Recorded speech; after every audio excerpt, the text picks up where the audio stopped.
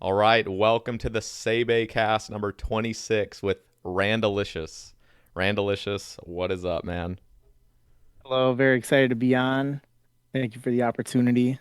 I'm very excited. And initially, so I just want to bring this up first things first. You are actually the first ever person I ever followed on Twitch. Is that Yeah, I crazy? mean that's I mean it's a blessing, because I've got around like 9,000 followers or so, and of that, I mean very few of them are, kings like yourself. Appreciate all the followers, but like to be the very first one, it's kind of like being one of like the foundational like stones for like the great, streaming and content creating progress that you've made, which is just awesome. Well, I appreciate it. Yeah, So very, very, very appreciative. it was very interesting because I started RuneScape because of a roommate in Las Vegas, and he was like, "Dude, have you ever played old school RuneScape?" And I was like, "Dude, I haven't played RuneScape since like 2007," and so he got me back into old school, or just into old Perfect, school. the perfect time.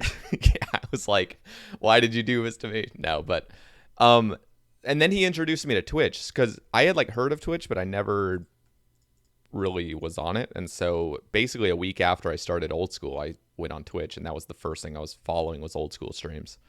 And you were the first stream that I saw. And then I clicked it and I was like, this man is rank 2 overall and you were rank 2 at the time. And I was like, this man is just gaming and you had I don't even think you had like I'll probably be incorrect on this number. I think you had around 1.5 bill XP or something like that. So it's definitely a while ago. I don't know if you are able to like kind of know around then. It was around September 2015. So whatever Ooh, XP let you had at me the time. I remember Lynx Titan didn't even have 2 bill. I'm pretty sure. yeah, let me I know that it was like in 2016 there's like a thing of Lynx Titan and I in the it's the Guinness World Records 2017 Gamer Edition. Not a joke, it's an actual thing. Like him and I are in the Guinness World Record book in there, Oh and shit. his I think at that time he had like 2.3 bill and I had like 1.8 or something like Okay. that. And Okay. that was like our gap at that time. I'm trying to pull up where I would have been like on like CML with around like yeah, I mean, it looks like in like August of 2015, I had like 1.6. Okay, yeah, that So, was what it was around.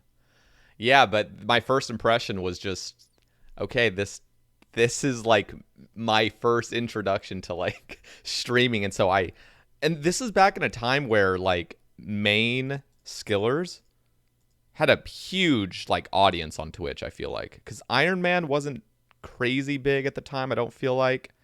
Again, this is like yeah, because I mean, 2015. yeah, the game mode, like Iron Man hadn't been out for even a year yet.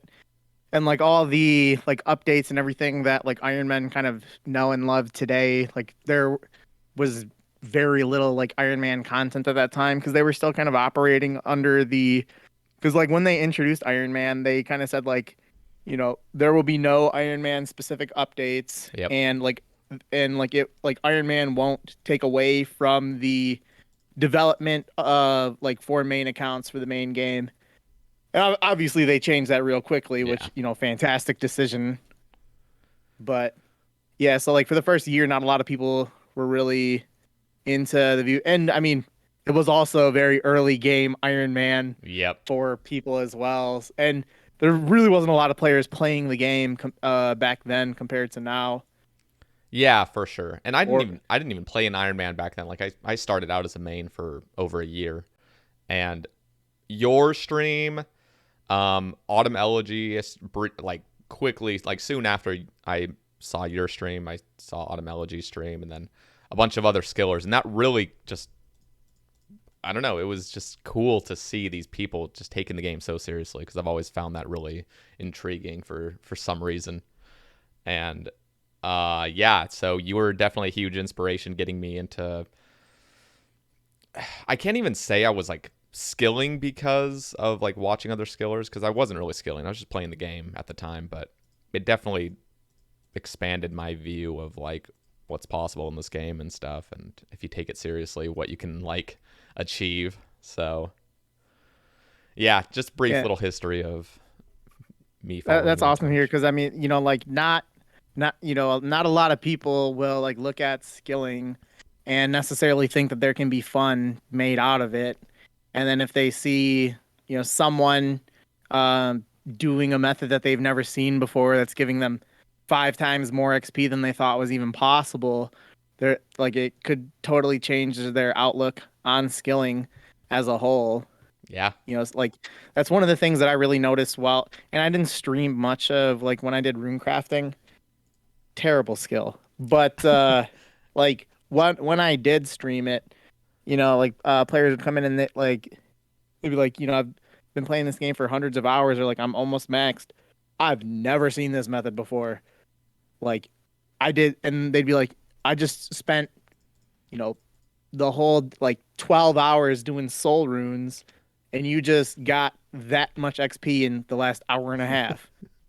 Yeah. I so like being able to like kind of open it up because I mean even though we do like, and I really appreciate how like the skilling has evolved to where like it's a lot easier for players to be able to access information, methods, and whatnot now compared to back in the day. There's a back in the day quote. People want me to talk about being an old man. Yeah. Yeah. So but like even still, like I mean, a lot of people don't know about some of the methods that players do, and if they did, they may be more turned on to possibly putting in a little bit more effort to get a whole lot more XP out of it. It's a lot more worthwhile for your time investment. Yeah. No, and I have to say, congrats on 200 mil RC. I was in your little stream when you had it. So, Thank you. what are you missing now for 200 mil all for those that are unaware? So I've got 2 skills left. I've got mining and woodcutting. I've got 161 mil mining right now, and I have 107 mil woodcutting XP. So So when's I'm the thinking I'll yeah. somewhere around like in between like Halloween and Thanksgiving, and for unanimous like so end of October, end of November, somewhere in that time frame is what I'm thinking. Awesome. I have like a vacation planned at the end of November, so I better finish it before then. Yeah. Going on like a week-long vacation, like for a honeymoon. So Hell hoping to yeah. get that kind of taken care of before then, because I like it would really, really suck to be like, I don't know, like five mil woodcutting XP away, and then like we go on vacation Chopping and trees. for a week, and I'm like, oh, is it okay if I just cut these redwoods on my phone? Like, I don't want to worry about any of that crap on vacation. Yeah. So, Okay, so this is I mean, I'm just gonna assume I want to eventually, a couple years from now, a year, 2 years from now, get you on again. But I want to ask you this now. So, what do you think the feeling is gonna be like completing 200 mil all? A goal that you've set back in 2013. I don't know when you set that goal, but like, what do you think the feeling will be like? very relieving.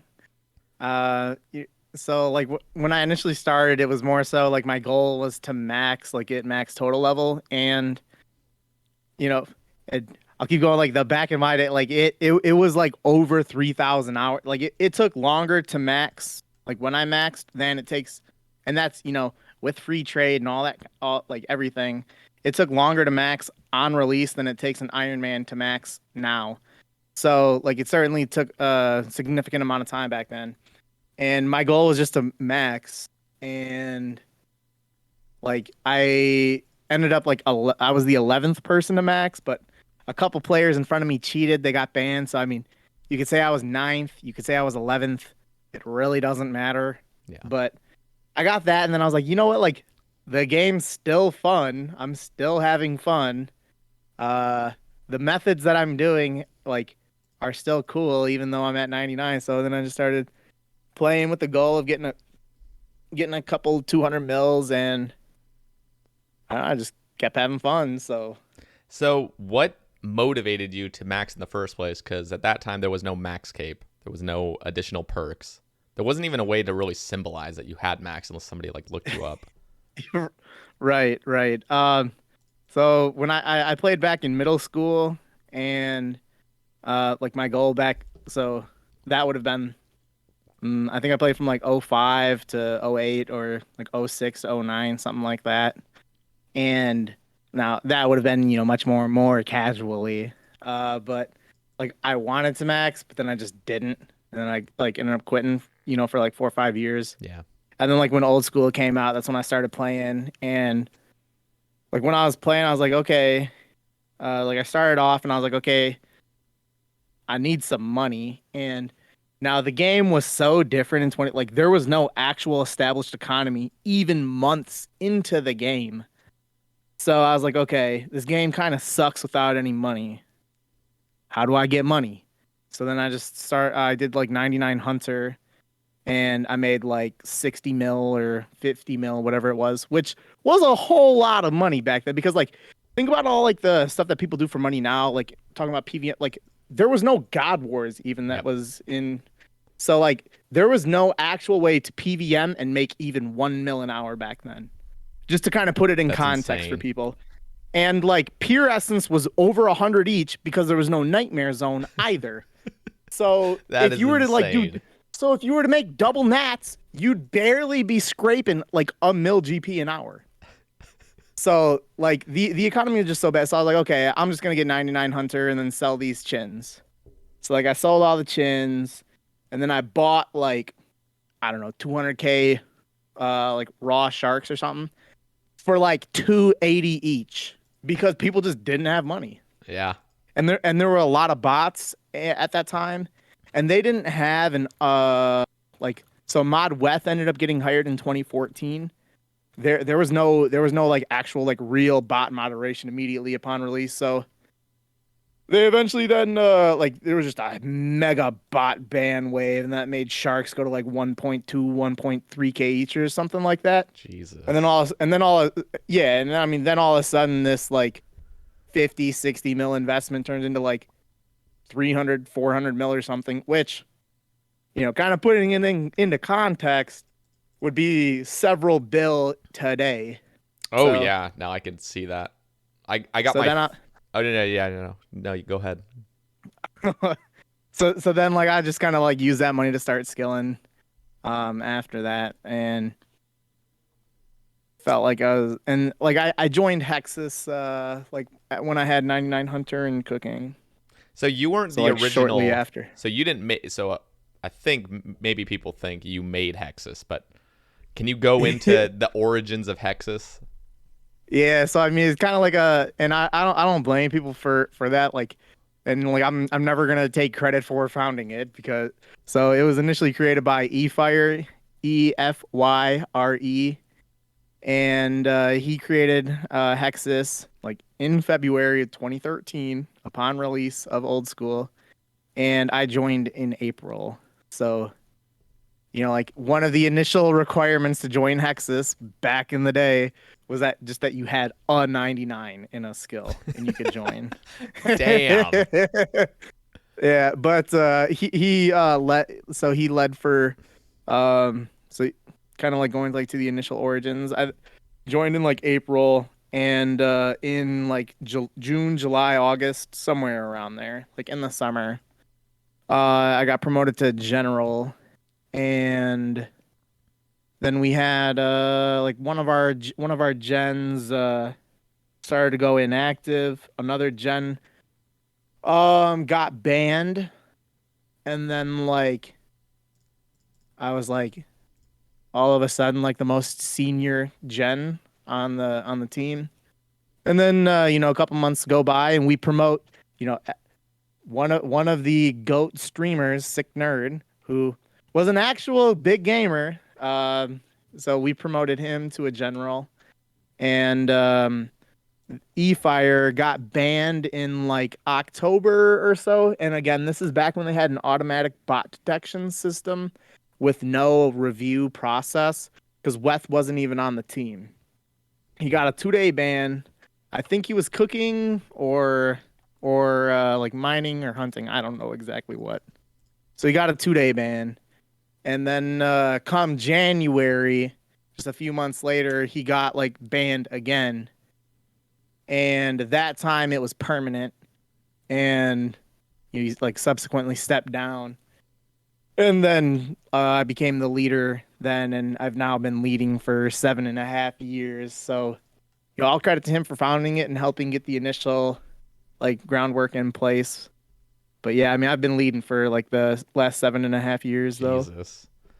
So okay. So we don't need to speak for him, but I'm actually very curious. What was like? I guess how was Sick Nerd before his huge spike in like growth and popularity on Twitch? Because what was he all? Because honestly, I didn't watch Twitch back then. So was he already pretty famous for being? I'm assuming rank 1 at the time. Uh, are you talking about like the perception around him or like him as an individual? I guess both. I'm really curious because he just seems like a completely different person now. Just what I Uh, remember listening to on like Hex's podcast, early ones, and like he is so skilling based, and now he's just whatever. He just kind of casually plays now.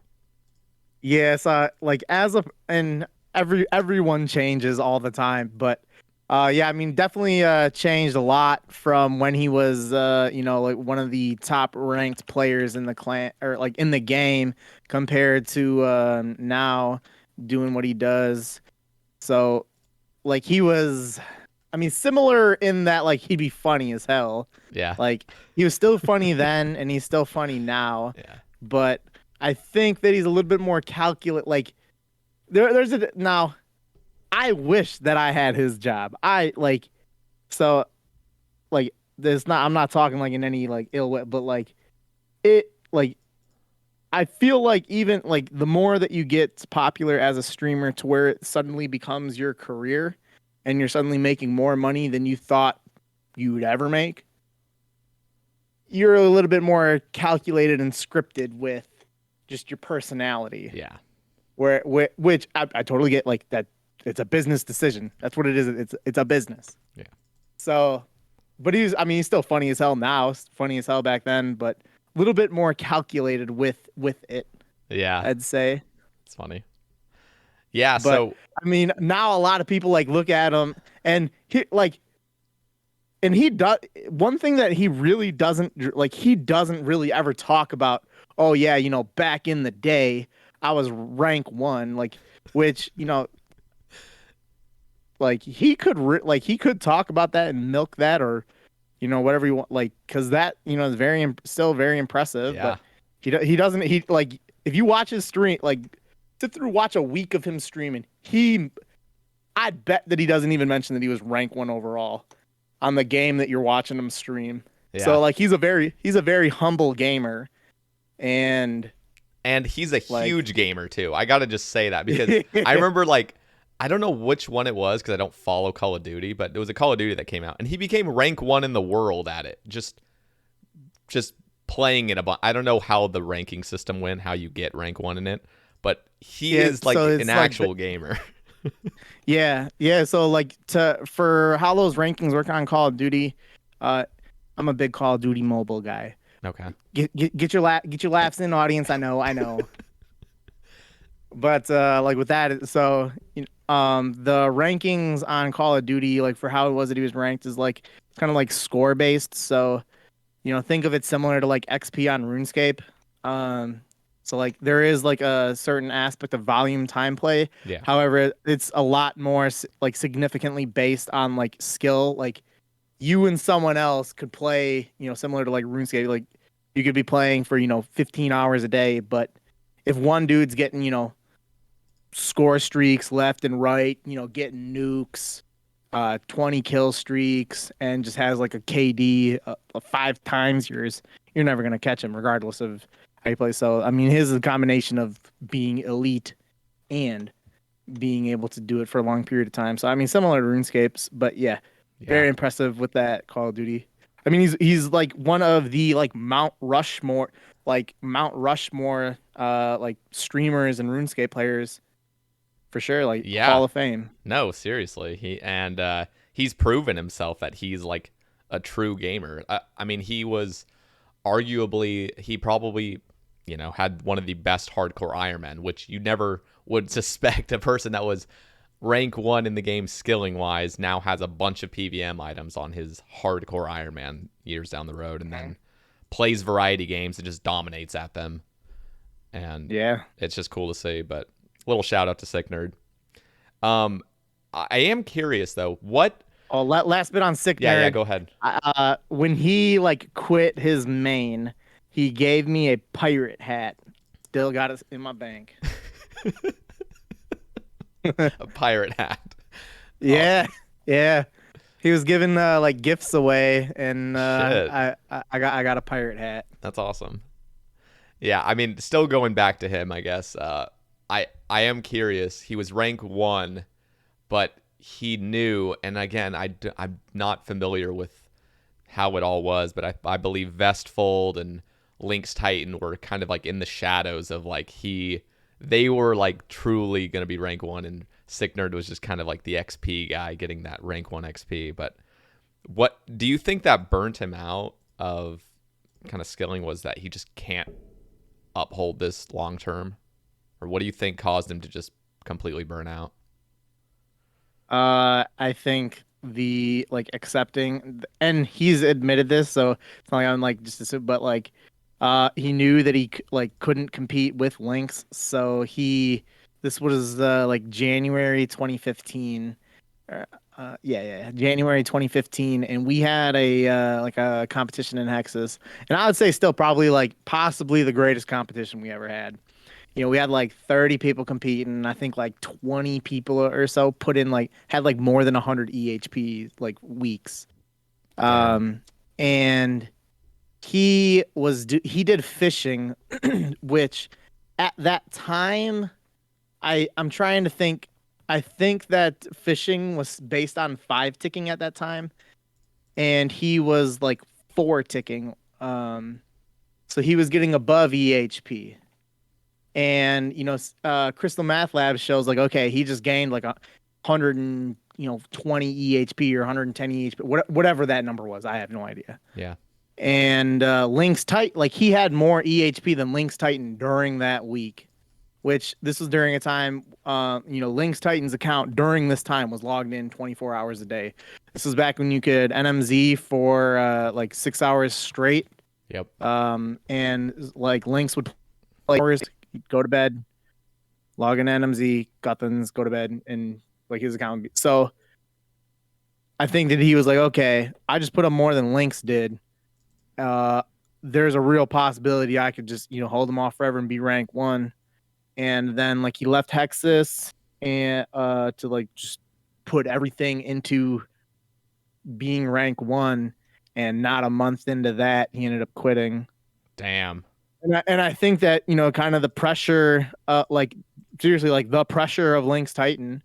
And I mean, it's unfortunate because like he would have ended up probably would have ended up being like second, third, fourth, or whenever, like if he would have like gone on all the way to 200 mil all. Yeah. But So kind of the pressure that he put on himself with like looking at it more so as a competition than trying to just have fun with the game. yeah. Because like once he quit I mean, it was a long time before he like started up and like everything started working out super well for him on Twitch. So I'm kind of curious on Lynx Titan. Lynx Titan is just this legend that I feel like nobody really knows too much about. He's posted a few YouTube videos of like how he's done construction, and I remember one video he did was doing construction, talking about his plans, and one of his videos was like a setup, but nobody really knows whatever happened to Lynx Titan. So in your like, can you in your I guess knowledge of him like kind of briefly talk about Lynx Titan? Who is he, and how was he so good, and how did he just fly past everyone and seem to be almost like a machine? So he's definitely built different, and so he, from Sweden, and right now he's like in his mid 20s, and he was like about 20 when he was playing old school.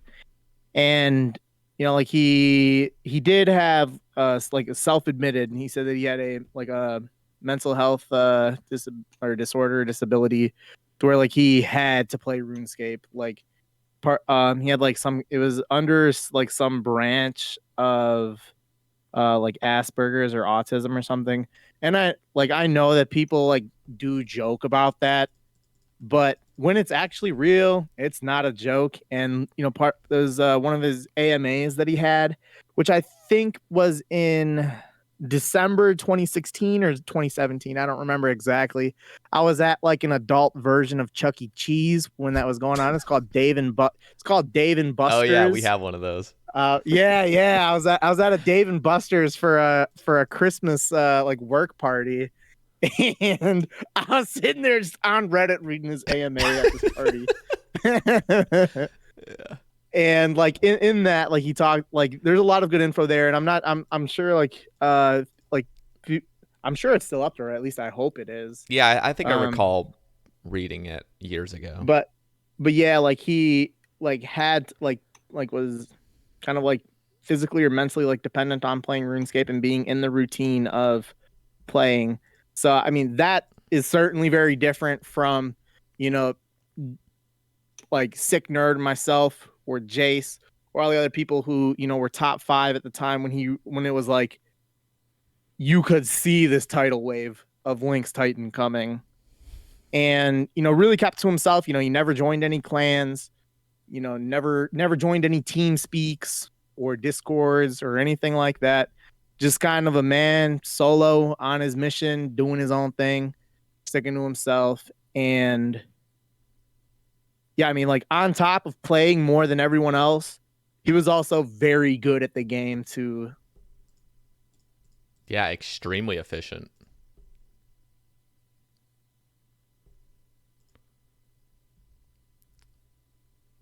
But so now that he like finished up, and it's been, I think it's been 2 years, 2.5. I have no idea exactly how long. Yeah, it's been at least Did he But finish in 2018? it was like December or January, somewhere around. I think it may have been December 2018 or January 2019. I'm not exactly sure. But Yep, like that's insane. when he started his account, like on old school, like Lynx Titan was an alt for like his RS3 account, which was like Forsberg 888, Yeah. which ended up being rank 2 on RS3. So like Lynx Titan started off as an alt. So I mean, like he was like top 100 or top 200 EHP before he like actually started playing old school. So I mean, like a lot of people say, like, oh, he started 6 months late, or he started a year late, and then like I'm not trying to diminish the greatness of one of the greatest players of all time, but like he didn't like start a whole year. Like he was top 100, top 200. What wasn't like completely out of nowhere. Yeah. But like yeah, once he finished 200 mil all on RS3, put all that attention onto old school, and it was just no competition. So speaking of people that I guess started late, and again he was playing that as his alt, but Sae Bae, I'm still really unfamiliar with the like, who, or I guess I'm unfamiliar with his origins and stuff of how he really got into the game. But apparently, when I watched his streams before he was 200 mil all, he would say that he started in 2015. Like he made his account then and somehow became rank 3, and so I've heard arguments saying that if Sae Bae had started when Lynx Titan started, that he would have been rank 1. What are your thoughts on that? Or do you know much about that? I don't really know too much about that. He played a lot. I mean, I don't think he had a year in which he played under 3,000 hours. I don't know. I mean, I couldn't confidently say yes or no in either way. See, I'm trying to see here. All right, so like looking at like the data points, like when he would have started, Lynx would have had like about 3K, 3.3K EHP, and Lynx finished 11 months before he did. And given that during the last like 4 or 5 months when Lynx was playing, like he significantly slowed down. He also had like a time period where he didn't play for like several weeks at a time. There's actually on an old Hexis podcast, Automology made the bold prediction that Lynx Titan had burnt out and quit because he did go like multiple weeks without playing back in like 2017 or Yeah, something. in the summer, right? Yeah. So it was an extended time that he didn't play. So I would say, given that he still finished a year in front of him, and that like he significantly slowed down at the end, that if Lynx was gonna try to compete, then nah, he wouldn't have been able to, even with starting when he did. I mean, if anything, he would have been able to beat Jace. Yeah. But not Lynx. Yeah, it's just no, crazy. He's a machine, literally. And the craziest part is to finish, a year or so ahead of Everyone else. Yeah, like and like when he finished, like after he finished, then people started like doing all these rune crafting methods in which they started getting twice the rates of what they did. So like, yeah, he did solo lavas for 3,000 hours. Like the guys that finished behind him, used runners. yep. Um, and Early on, I can imagine before, there was super intense, I guess, discovered methods of tick manipulation. I don't know. I'm pretty sure Lynx did 3-tick 4G, correct? I think he saved mining for a while. Yeah, he did. It was mining was his last skill. Oh yeah, it was. That's where he got 200 mil all. Yep. Yeah. So definitely when you just see it like hours wise, because EHP has significantly just changed over 8 years. So yeah. What do you think is the craziest? I guess devaluation or just the craziest. I mean, I already know what the answer is going to be, but I think it's RC. But I'm just genuinely curious of things like that. Like, what is the craziest shift over since the beginning of the game till now? I'll try looking at the skills here and kind of remember, like trying to recall back, 8 years ago for like, I mean, like Crystal Math Labs did come out like the week of release for old school. So, it has all these data points from, way back, which makes it awesome for players that, kind of played early on and still continue to play today. But I'll kind of go through it here. So yeah, like the biggest devalued one, rune crafting by far. So when rune crafting came out, based on what the rules of the game, like a lot of people forget, like based on the rules of the game at the time, you could not like play on multiple accounts at the same time due to the rules on RuneScape. They ended up lifting that rule in like April of 2014, but for the first 13 or 14 months of the game, like, now I have no idea how much it was enforced, probably not at all. But like by rule, you couldn't play multiple accounts at the same time back then. So based on that, like, and based on just kind of the way the economy in the game was, like, runecrafting EHP rate at level 99 was 25K an hour. Jesus Christ. Now it's 240K. So, and like that, I don't even know how much I want to put into like devalue, like, because the method like for that you're doing now, like, I mean, there's a lot of like very small things that made like lava rune crafting with runners into the way that it is today. Things like the hotkeys for switching to your spell book like wasn't initially out. Yeah. There's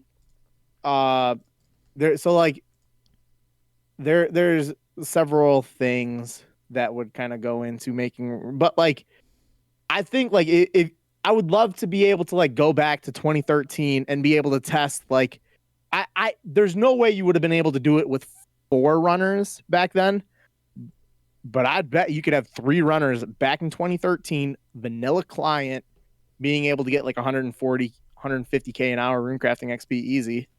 And I bet you wouldn't even have to pay him that much either. Oh fuck no! It'd probably be like 2 mil an hour. Yeah. Which it Probably would have less, been a lot at honestly. that time. Like yeah. Yeah. So I'd say definitely rune crafting has been the one in terms of like percentage wise the most devalued, but kind of looking at it here, like construction used to be oak doors, which were like and based on, I mean, there's so many things that have happened to construction.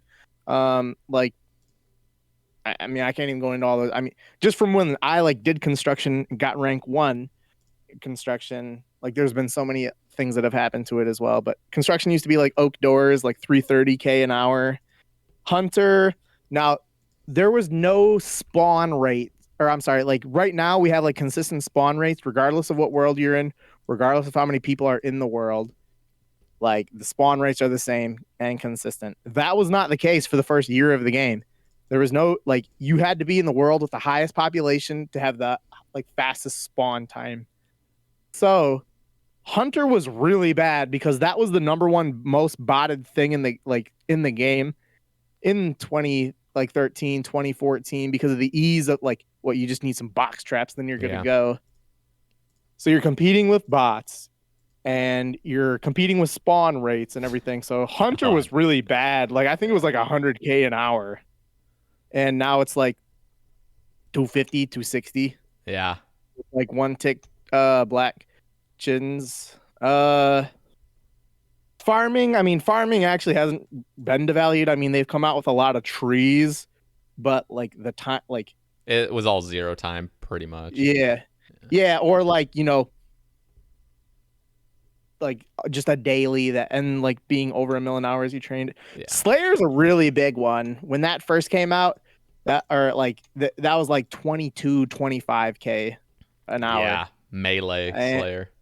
And you couldn't skip. I mean, like you could use Turiel, but you couldn't skip tests. You know, like there was no Slayer point system, which we have now. In 2013, there was no Slayer points. Correct. They came out with that. They came out with that in early 2014. So I'm actually curious. Like, obviously that is huge quality of life, but did you do? I mean, I'm assuming you did Slayer back then when there was no Slayer points. Do you think it was a more respectable skill? I held it. I held off. I was like, okay. I didn't do it until I think I had like 70 Slayer or something when they came out. So it was pretty early on when they finally got it. Like yeah, but I mean, like for the first full year though, like there was no Slayer point system. I kind of looked at it and I was like, okay, this is the most popular skill in the game. People are asking for this. It's gonna happen. I'm not gonna train Slayer now, especially at the XP rates that it is. No way. Yeah.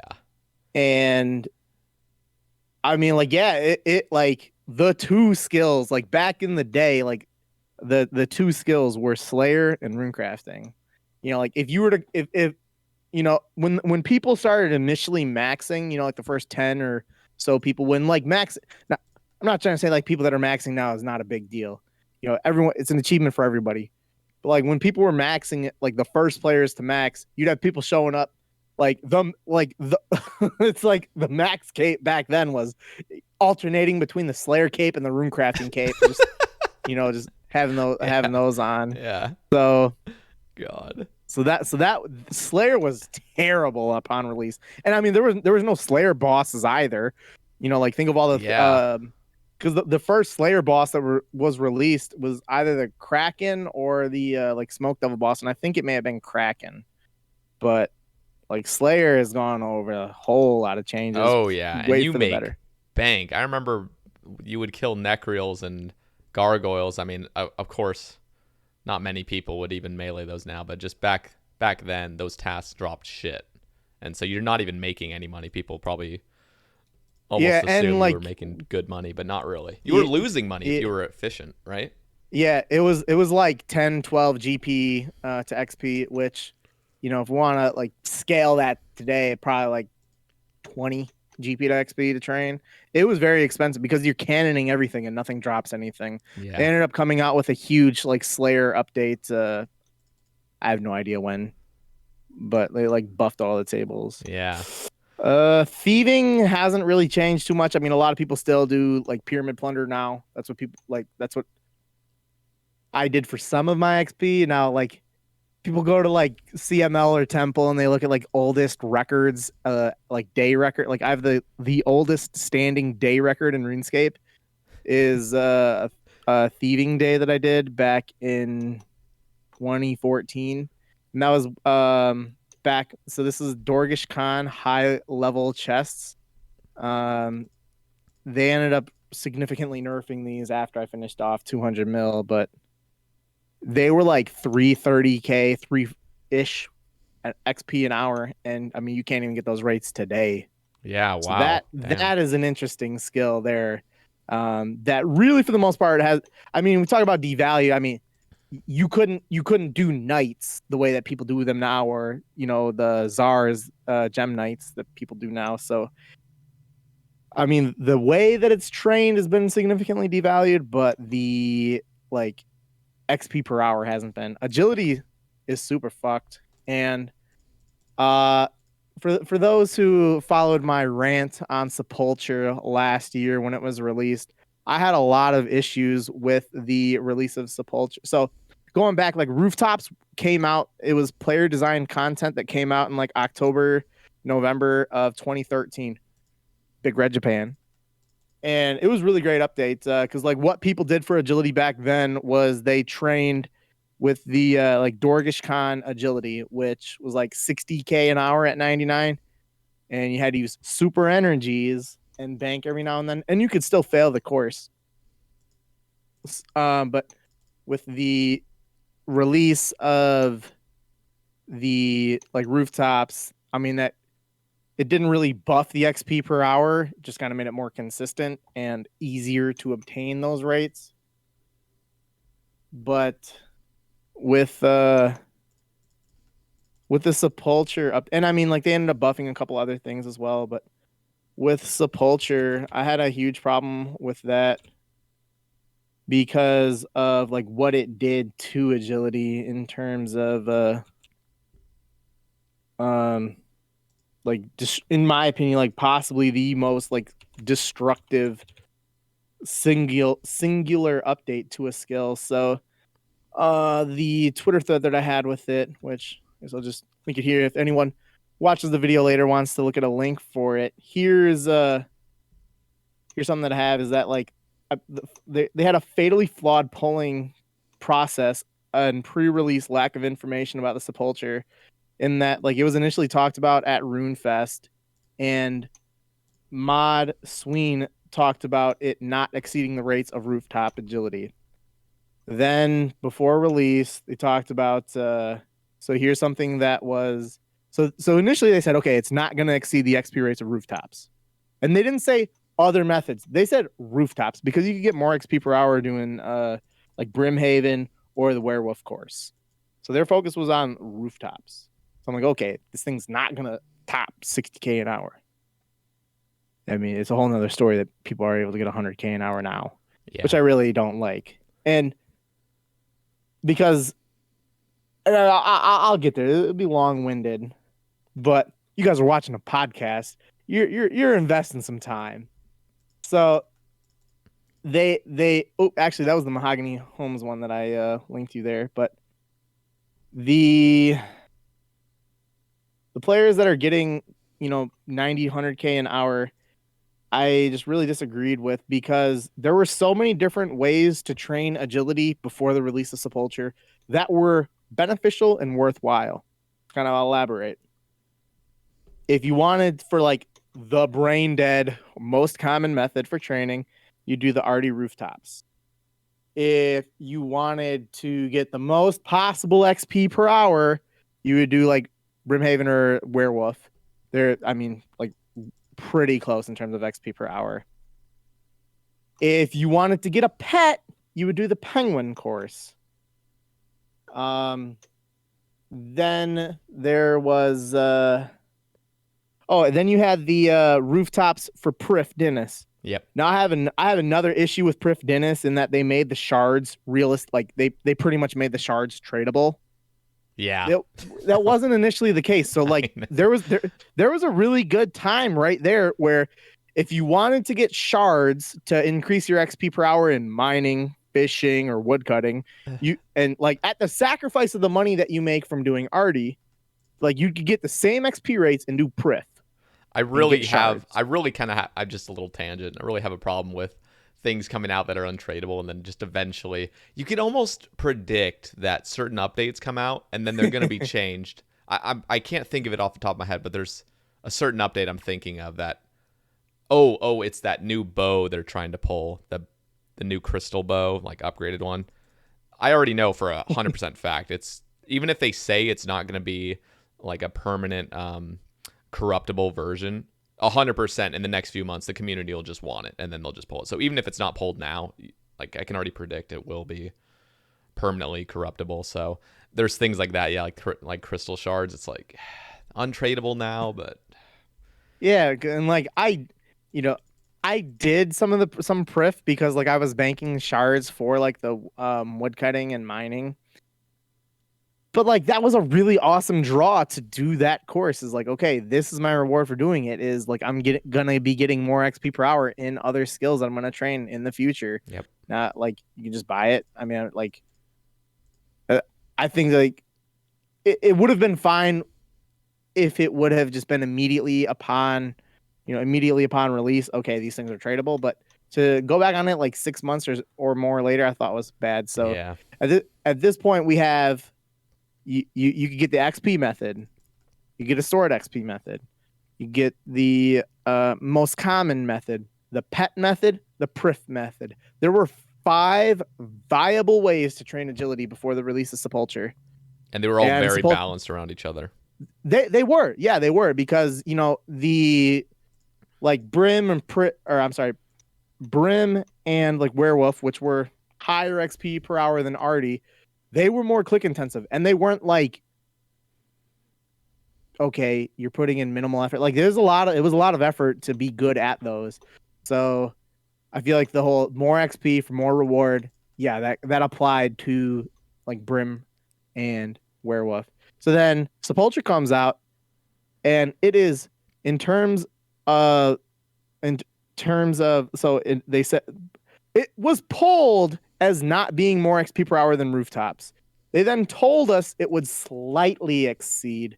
And then it came out and people are getting 9,500K an hour with like agility XP per hour I don't want to say on release because Dorg released like 2 weeks later, but from 2013 to 2020, 7-year time span, the XP per hour for agility increased by like 10K. This one update jumped it by 30K. And in addition to that, it made the GP per hour that you could make from agility, which if you were doing arty, you'd be getting about like 200K an hour if you like sold the shards. Now people are getting over 3 mil an hour. So this one update increased the XP per hour is 150% of what people were getting before. And it's 15 times the money per hour. No fucking way. And it was not even pulled at that XP or that money. No fucking way. Yeah. No. Okay. So I made a ramble on Sepulchre when it briefly, I think it was like a couple weeks after its release. I had a huge problem with it being both highly XP rewarding and GP rewarding, which was literally the thing they were saying before it was ever released was you get to choose, are you going to make money off this or are you going to get XP? Because, and initially it was, at least in my head, it was 80K was going to be the top XP per hour. And I was totally fine with that. 80K sounded good, but we obviously didn't know how challenging it was going to be. I don't think anybody understood how challenging it was initially. Obviously, once you do it for 100 hours, you're flying through it. But yeah, I was really disappointed. I was making a little rant on how stupid it is that the best chest is right at the end where it takes like 0 time to go loot it, which the whole purpose was, no, you either do this for GP and get way less XP than like rooftops, or you do it for XP and you don't get any reward, which I thought was going to be perfectly balanced. But yeah, in my own mind, I've done a little bit of Sepulchre, and I think it's one of the most fun skilling methods because it's just so unique to everything. But the reward is just crazy when you get good at it. It's actually really stupid. But And it is just so far away from what was pulled and oh promised yeah, yeah. on what the players voted on. Now I'm not saying that like okay, if they would have pulled 95k an hour agility with 3 mil GP an hour that it would have failed. I'm not saying that. That would have failed. But it's just nothing close to the product, and I feel like the integrity of players' votes were really killed with that. And I think that yeah, like 80k an hour and I don't know, 1 mil or something. Like I'd be okay with the let me be clear. I would never be in any circumstance I wouldn't be okay with the XP because that is like the like Brim was like 73, I said it, K an hour. And then you like there's such a huge there's such a gap Yeah. like they just pretty much eliminated any reason to come out with any kind of agility that's around 80k an hour. They just completely skipped a level of like content release there by jumping that far up with the content release. Yeah. So I don't know. I think it would have been fine if it like as click intensive as it is. I'm not saying that it's like poorly developed or that I'm just saying like the rewards and the pre-release information is just poorly executed. Is that like if it could have been the 60k an hour, which would have been similar to the rooftops, which they said before and after, and then 3 mil an hour. Oh, that'd be great content, I think. Yeah. Like you can choose like, okay, do I want to make money or do I want to be non-click intensive with it? Because even today, like 3 mil an hour is no joke. Yeah. No, I think that would have been perfect. I actually even think so. The people that get 95k an hour have done it for hundreds of hours and have mastered it, which I feel like they should be rewarded. But I feel like 95k an hour should be 0 GP. You should not be getting any reward from that at all. Because I can respect because the thing is, like, I had Mod Husky on and he was talking about it, and he just said it's so hard to balance something around players' skill level where a person's going to go there, and let's just say it was capped at 80k XP an hour. Most people are going to be getting like 40 or 50k XP an hour because they're just shit at it, and then they're just going to quit the content. So thinking it from like, sort of a Jagex perspective, they want people to play this content, so they got to have it somewhat incentivizing. But yeah, I had a meeting. Go ahead. No, I was just going to say, in my personal opinion, I think 95k cap with no reward was actually fine because that's truly rewarding, super high effort, a lot of time dedicated to the course, and just, getting skillful at it, but no reward. The fact that you're getting more reward the more XP you get is just silly. Yeah, and I talked with Husky back maybe like August of last year, and we talked for a couple hours, and it was on one of his off days of work. So like, we had a real good conversation about like our disagreements on it, and like it's shocking people can have an intellectual and mature conversation about something they disagree with for hours without insulting each other. Yeah. Or so internet people take a take note. So we were just talking, and it was a really great conversation, and I mean we just fundamentally disagreed on the rewards given the content. Yeah. So yeah, it's a tough one because I don't know if you've done much Sepulchre at all, because I know you were already basically 200 mil agility around the time it came out. But I will just say, selfishly, it is a very, very fun piece of content, and I'm glad that in a selfish way, I'm glad that it's like rewarding and stuff, like kind of like over the top rewarding. But I really do, from a balance perspective, feel like it should be toned down big time, especially on the reward for like the GP. Yeah, and I mean, reward. like, and kind of like my counter when he was talking about like, oh, the average player is gonna go there, they're gonna be terrible at it, and they're gonna quit. And I'm thinking like, I mean, like, there is still reason to like, even if you're bad at it, there's still good reason to do it. You want the recolors and like all of that other stuff that comes with like, yeah, everything is sent to one piece of content. It feels like it's like there's reason to do it even if you're not good at it, and that will keep that would still bring players to come and do it anyway. Yeah. Like, so I feel like it has such a draw to it that it would have been fine if you lower the XP per hour or the GP an hour or whatever. I don't know. I think that, and now just because like it's dead now, but I was like participating in like a preliminary like Wilderness Rejuvenation 2 project, and this was years ago. But one of the things that I had recommended ended up, and I don't know if this was before Husky started or not, but we did have at least like 2 J mods in there. But like their idea, and you know, like they brought me into like you're thinking Wilderness Rejuvenation. What the fuck's this skiller doing?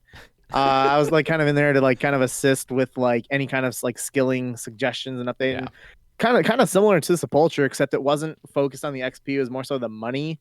Like I had like this one suggestion for, because they wanted to, it was either like a buff to like the wilderness course, or they wanted to add one that was like it would have been like expanding the wilderness further north than the Mage Bank. Okay. And one of the things that I suggested, and it was like the thing that I like pretty much said, like, yeah, like I think this would fit into the game well, and people would do it, and it would be like a hot spot at the same time, was creating an agility course in the wilderness that gave XP per hour similar to rooftops, but I think I may have said like 2 mil an hour, because at that, like that would be 10 times the money you could make at RD. Yeah. And you know, whatever it is that you're getting from that, you know, some kind of item or whatever. And like my idea was, okay, rooftop XP and like 5 to 10 times the money per hour. People would still do it. And that's what I think Sepulchre, like years later, ended up like could have been perfect as. Yeah. But interesting. Some of the other skills though, like herb lore, hasn't really changed. You know, like I did like range pots and sometimes brews. I mean, the economy was really still trying to develop back when I did herb lore. I think I'm like rank 4 herb lore. How so, was like, herb lore just go? I'm assuming it was just going on Sae Baes and just getting your little middleman to like sell you shit. How was that? Eventually, they came out with the GE, and that's when I really was able to put more time into it. Crafting I started to do before the GE. Herb lore I did like with the GE. Okay. Craft. So I'll go to crafting on kind of, because that I think would be a better way to answer your question. That sucked. You know, having to use Sae Baes for you players out there. There's a video. It's by Trance Music, still on YouTube. It's called An Ode to Sae Baes. Look it up, watch it. People, Sae Baes was terrible. Dealing with players terrible. So like that, like people would start to like, you'd have an alt to trade. You'd have a trading alt. Yeah. Which was awful. And you know, like imagine having to get like your magic seeds for farming 1 seed at a time. Terrible. Yeah. I ended up there were a couple players. This was like Sae Baes like reposting thing through his, I think Dreary developed it, but like a couple of us had it, was that like you'd pretty much like repost your post on Sae Baes to where you'd always have the top post. Like if someone posted on it, it would delete your post and repost it to where you'd have the top post, because the way that it displayed your posts was like the most recent one is on top. Okay. So like I would do that with crafting, and like there was no way that you could actually do black d'hide bodies back then. So I did air battle stabs, which were pretty decent. And yeah, I mean, it was like just kind of get guys who would buy like bulk battle stabs, you know, hopping from world to world to world, and you know, you'd kind of get like a crew. I think I had like 3 or 4 sellers for battle stabs, and you know, like every day or like every 2 days, I'd meet up with them, buy, you know, all their battle stabs, and then I have like alkers or guys that sell it to the Karamja shop, which that place is a whole mess in itself. But yeah, you know, kind of having like buyers and sellers lined up, which, you know, you really had to put a lot of time and effort and like skill into communication back then. So it was tough with crafting. Herblower is way more fun though, because I mean, like although you couldn't really do brews back then because giant mole didn't drop like bird's nests at the rate that it does now, and just the acquiring of supplies and still the early development of the GE and everything. Yeah. Like I'd kind of alternate between like range pots and magic pots, kind of depend because GP like GP for them would fluctuate tremendously, and there was like no real way to like do brews back then. So I'd just kind of alternate between like those high level pots, and I mean that's what people still do today. I mean maybe they're more consistent with like doing brews, but Herblore hasn't really changed too much in terms of like what people. I mean like some people like one ticket and like do stupid crazy stuff, but Yeah. I mean no one's doing that 200 mil. Yeah. Mining, you know, Acid Soul, The you know, king. yeah, Mm. like you do 2 sandstone, 2 granite. It was 60K an hour if you were really good. Uh, I find it so how long was that the meta for? Because I swear like did nobody like did people know of faster methods, they just didn't leak it or something, or was that just known as the uh, fastest? yes and no. The for like granite, that was like accidental discovery years after. Um, and initially, like the word from the mods and Reach was one of the ones who like helped with the communication because like back then it was just Reach, Matt K, and Ash, Yeah. and like it was kind of like okay, tick manipulation is an unintended thing that like it was like kind of communicated that would like tick manipulation would be a bug. Eventually, that stance changed, and players didn't really try finding out these new methods. It wasn't until trying to think if it was maybe 2016 or 2015 when like tick manipulation really started to like hit and become much more like regular and mainstream as players are trying to experiment and do whatnot. I mean, a lot of the innovation that you see with skilling and whatnot happened like as a result of or preparation or during like skilling cups that they had in 2014 and 15, 16. Yeah, I think I remember Hexis. You guys had a few little like tricks and stuff that you just weren't leaking for the skilling Yeah, cups. so like to answer, yeah, like there are methods that like like Ned Flanders, Trance Music, and we developed a method like before like like we knew these like couple methods and like with the woodcutting method, but we didn't leak it, and like that was something that we had for a long time before like the cup even happened. So like to answer your question, like yeah, like some people like we were kind of like like players as a whole like kind of getting a better understanding of like how tick manipulation could work, and then okay, we know how this works. We're holding this until we need it, and then boom. Damn. So another little I guess little subtopic I have is just I recall listening to old Hex's podcast and other things where there was a lot more integrity, and I actually want to ask you about this about early on in 2013 2014 the game was a lot more centered around like integrity, especially with like clans such as Hexis and stuff, where I believe, correct me if I'm wrong, but like 6 hour Guthans was like a ban from the clan if you were like participating in that. I'm not sure, but it was like You're there was a lot yeah, of you're integrity that just kind of like drifted away over time, apparently. Yeah, and I mean that's kind of like similar to like how you see players voting yes and no to things in the polls. That's kind of like the way that, caring about that also, kind of went like um players didn't want anything to change from the way that the game was released on day 1. And if people started to adapt and change their play style uh you know to evolve to the ever-changing dynamic of efficient skilling, they'd say, okay, that ruins the old, like you joke about it, but like I'm like some of the old school or like the old podcasts, people talk about, oh, like this ruins the old school feel. This isn't the game I signed up for, and like shit like that. But yeah, that was in 20, like the end of 2014.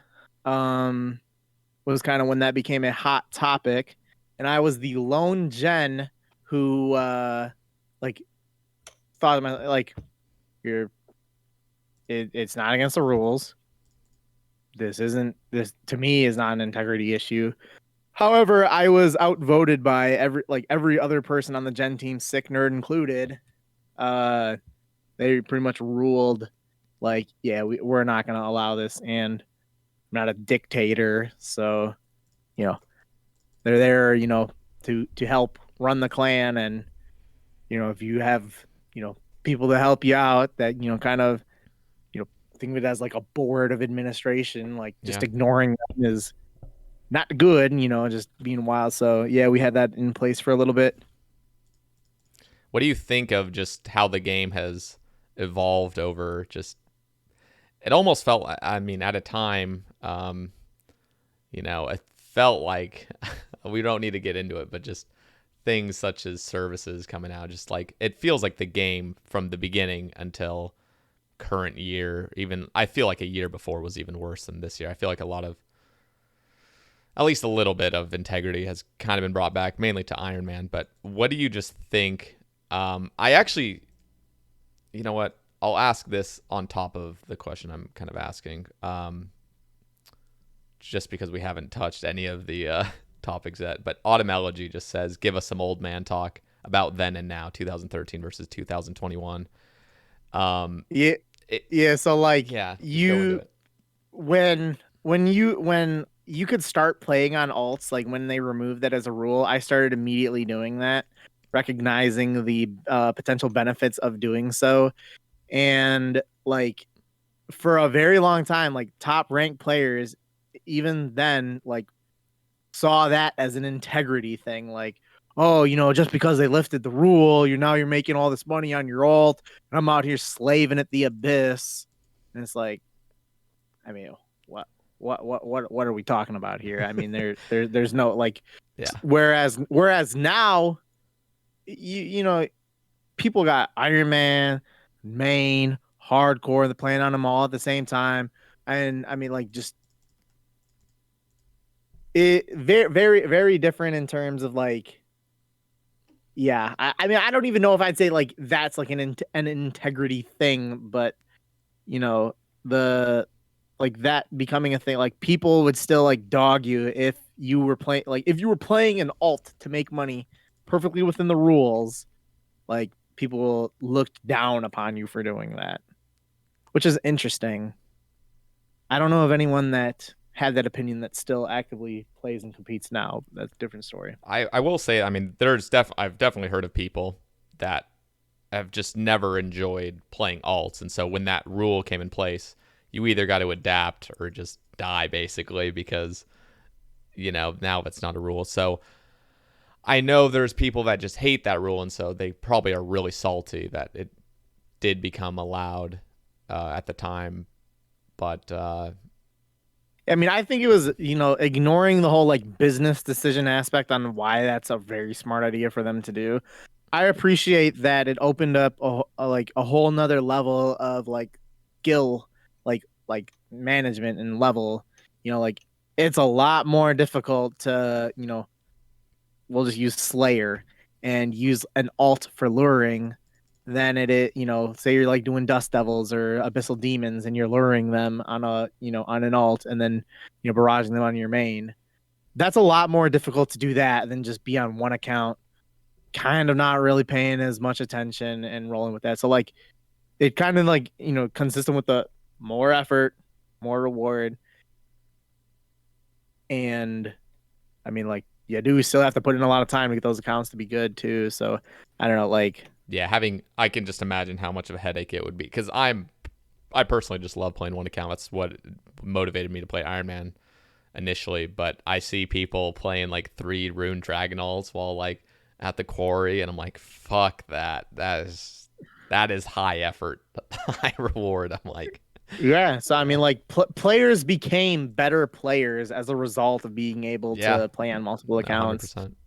And there's a lot of cool methods. I mean, even people that pet hunt that do crazy methods with like 8 alt accounts just to get the most optimal amount of kills per hour at certain places is it's cool to see. Yeah, I watched a number of videos yesterday actually in the Pet Cord Discord where guys are at like God Wars on their main and like 3 or 4 alts like hopping between 2 worlds getting like 60 kills an hour of the boss, and that's amazing. Like that is some really amazing multitasking ability and skill level to be able to you know uh, kill a boss at God Wars or even Corp, and be on several accounts at the same time, all smashing that boss. Yeah. That's amazing. I mean, that's way different than and I used to give like PVMer shit. I'd be like, okay, like what's the skill on this? Just you left click the boss and then you just wait. Where Yeah. like I mean, it's certainly not the case like when you add in all these other factors. So Yeah. add it just increases the kill gap, which I think is great. So going back to Automology's thing, what is the most, I guess, I don't know, what is like the biggest change from then and now? And what do you miss, I guess, about 2013 compared to now? And honestly, one more question on top is what was your favorite year playing this game? Okay. All right. That's a lot. I'll start. Yeah. I'll start with the last one. So to I'll kind of just go over like as I played and like what I did like year by year. So 2013, I don't know if I'd say like that was a real fun year. Not, I mean, like the game came out in February, and I think it was, and then it was like April when I decided to like really start playing. And um, I mean, wasn't really playing too much. I mean, I have no idea how it may have been 150 hours a month or 100. I have no idea what, but I mean, compared to like what it ended up like now or like what I ended up getting into, I mean, because I was still playing Madden, so it's a American football video game, and for 4 straight years on Xbox like leaderboards, I was like top 100 on that, and like I was still playing that like you know probably like my time was probably split like half and half between Madden and old school. And I mean eventually I just started like putting more time into old school, so like I didn't really play a whole lot in 2013, and just kind of like the beginning stages of the game. 2014 definitely got a lot more fun. That's when I maxed. That's when I took over Hexis when we had the first skilling cup, and then we won it. And then like, a lot of people then started maxing, so that was fun. So okay, I definitely ranked 2014 over 2013. 2015 was really fun because I think it was like 2015 and 26. 2015, 2016. I think I spent like I had 2 different like stints at like rank 2 overall for I think like about like 6 months each during that. So I may have been like rank 2 overall for about like a year over that 2 year time span. But like the game was still really fun because like it was like super refreshing and motivating because like the Grand Exchange released Yep. right in the beginning of 2015, and that was awesome. So 2015 was a really great year. And then like 15 and 16, we also had like the Skilling Cup again, and we won that, which was really fun and great. And I think Twitter, like it has really evolved over time, but I think Twitter was probably at like an all-time high in terms of like people producing quality content back in like 2016. Like there were 2 days that I skipped class to sit on my phone and watch Twitter because of how amazing like Twitter days were. Like it's fun. Why was it so great? So one of them was when and obviously this is gonna be like one side, but like when the official results for the Skilling Cup were like the most recent one were released, and there was only like 7 people that knew like prior to release that we actually won the Skilling Cup. You know, because like again, like no one knew that we had the 2-tick woodcutting method that we Yeah. developed. So like the only people that knew was like me and the other guys like who like did that method. No one else in the clan, like no one else in the clan knew about it, and we didn't um like tell anyone after we did those hours because like Solus was like, oh yeah, you know, we got like 120k or like what I have no idea what the 3-tick rates were or whatever it was that they got. It's probably around there. Yeah.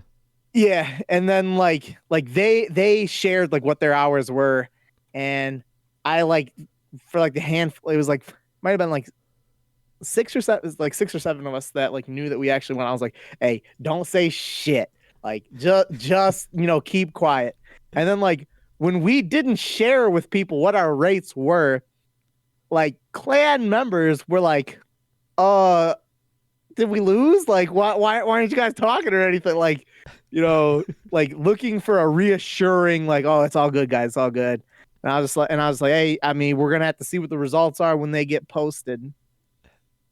And Trance and I, for a couple, and like we were doing this before even before we even like the week, because woodcutting was the final week.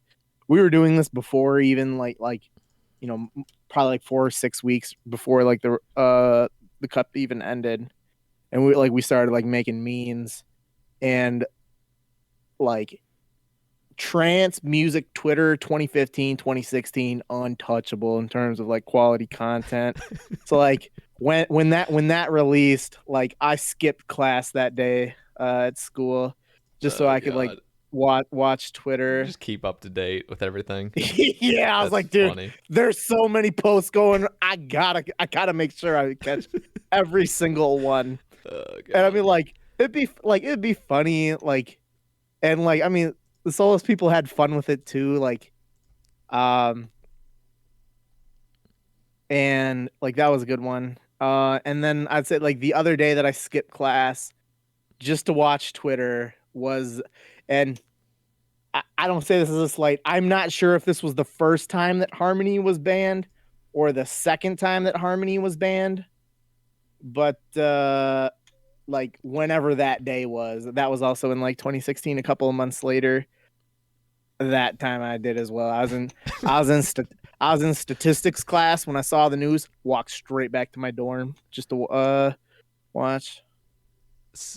So like Twitter is very different now than what it was back then, and Yeah. there, like it's odd. Like there's way more people now on Twitter, but So I mean, okay, I kind of want to go back to the whole Harmony thing. Actually, I'm very just interested because I swear this person's been top page on like multiple accounts when they get banned, and then like, and now he's 200 three mil times. all. So what? Like, what's the history of this dude? He is like the biggest gamer of all time. To like not get They depressed after getting they banned. they they Oh shit, no. um. So I made a video the second time that he got banned, and that was on the account. So I mean, and let me first start off like the actual person who like takes credit for the account. I think is a great person. I just don't think that they make good RuneScape decisions. And I'm like friends with them. They're you know they were fun to hang out with and talk to when they were real active. But like I mean to give like I made a video on it. I ended up taking it down. I mean by taking it down like none of my shit's actually deleted, but like it's all just like private. Yeah. But it was like talking about the rise and fall of Harmony Vior, and like he started out as a girl.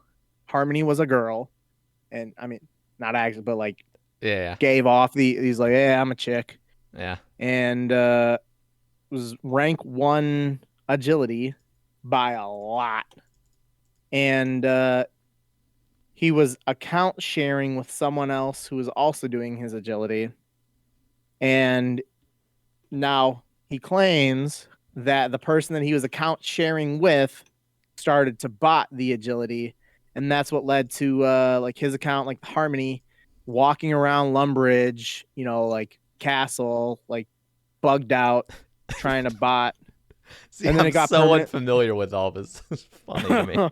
and then he got like permanently banned right there.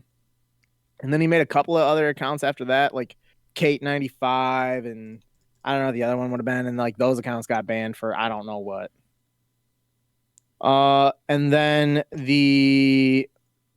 I told you that there were 2 accounts that cheated and ended up getting banned that maxed before me. One of those people that got banned for cheating gave like his alt to, which was Vior, to Harmony Vior, and it had like about 400 EHP at the time, and then he just pretty much like took that on as his account. And, so going back, like Harmony was like top 10 EHP rank with his agility at that time. So he wasn't like top page overall because he was rank 1 agility, but he was a top 10 EHP player. And then like claimed that the person that he was account sharing with botted and got it banned. So then he gets 1 or 2 like alts banned doing I don't know what. And then he like is gifted this account. And then that's what he pretty much rocks with for the next couple of years. Gets that, like, gets top 10 EHP again on this account, and then gets permanently banned because the person that he was account sharing with, who I think I'm not confident on the name, so I'm not going to say who, but the person that he was account sharing with was like IP flagged as a prolific real world trader, because that's the words that like Weth used, because he ended up making like a Reddit post saying that like he was like wrongly banned or whatever, and I don't know if it was on Reddit or if it was on Twitter, but the words like prolific real world trader, remember those words exactly, were used when discussing the person. So like he was account sharing, so he account shared that account up to top 10 overall as well. And then like I don't know if that person sold his money and then got it banned, or like if it was like IP flagged and they eventually just banned him because he was account sharing with a real world trader who happened to live on the other side of the world, who was able to play when he was sleeping. So I don't exactly know, but like yeah, that one got banned. And then he started up this 3rd account here, and his hours were very high, and he got banned for 2 weeks for because he was a general of Omnia at the time, I believe, and he was banned for 2 weeks because he account shared to get an Infernal Cape. Now, and if anyone wants to speculate on whether or not they account shared the XP that was also on that account that was gained at, kind of record paces, that, if someone wants to like speculate on that, they can. I mean, like, what? Like, I'm not going to like talk about theories, hypotheses, look at data points and shit like that. I mean, kind of just what I laid out there is like, that is like actually what happened. I'm not going to go into any kind of speculation stuff, but yeah. I mean, at the very least, he's account shared every account that he's had. Interesting. It is crazy to me still that I don't know, to keep kind of like skilling after you get banned. And again, I don't know the whole like history on account sharing and stuff, but just what I did know was banned multiple times at top EHPs and then restarts. So okay. Yeah, I mean that's one of the most unique people. Yeah. Players. Okay. I guess you can go on with the years up till 2021. Do you think 2015, 2016 was just the best years for you?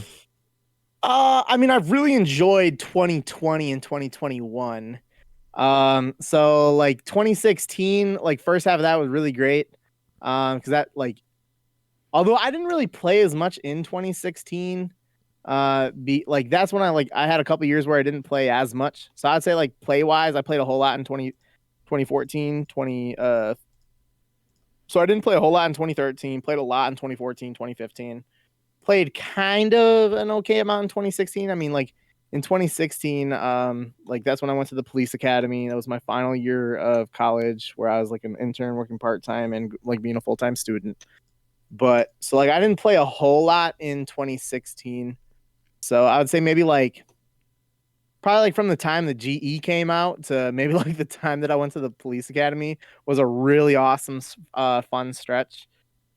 16 so then like 2017 and 2018 weren't like I wasn't able to play a whole lot. Like, it was when I was like just starting into my career, and I wasn't able to play as much.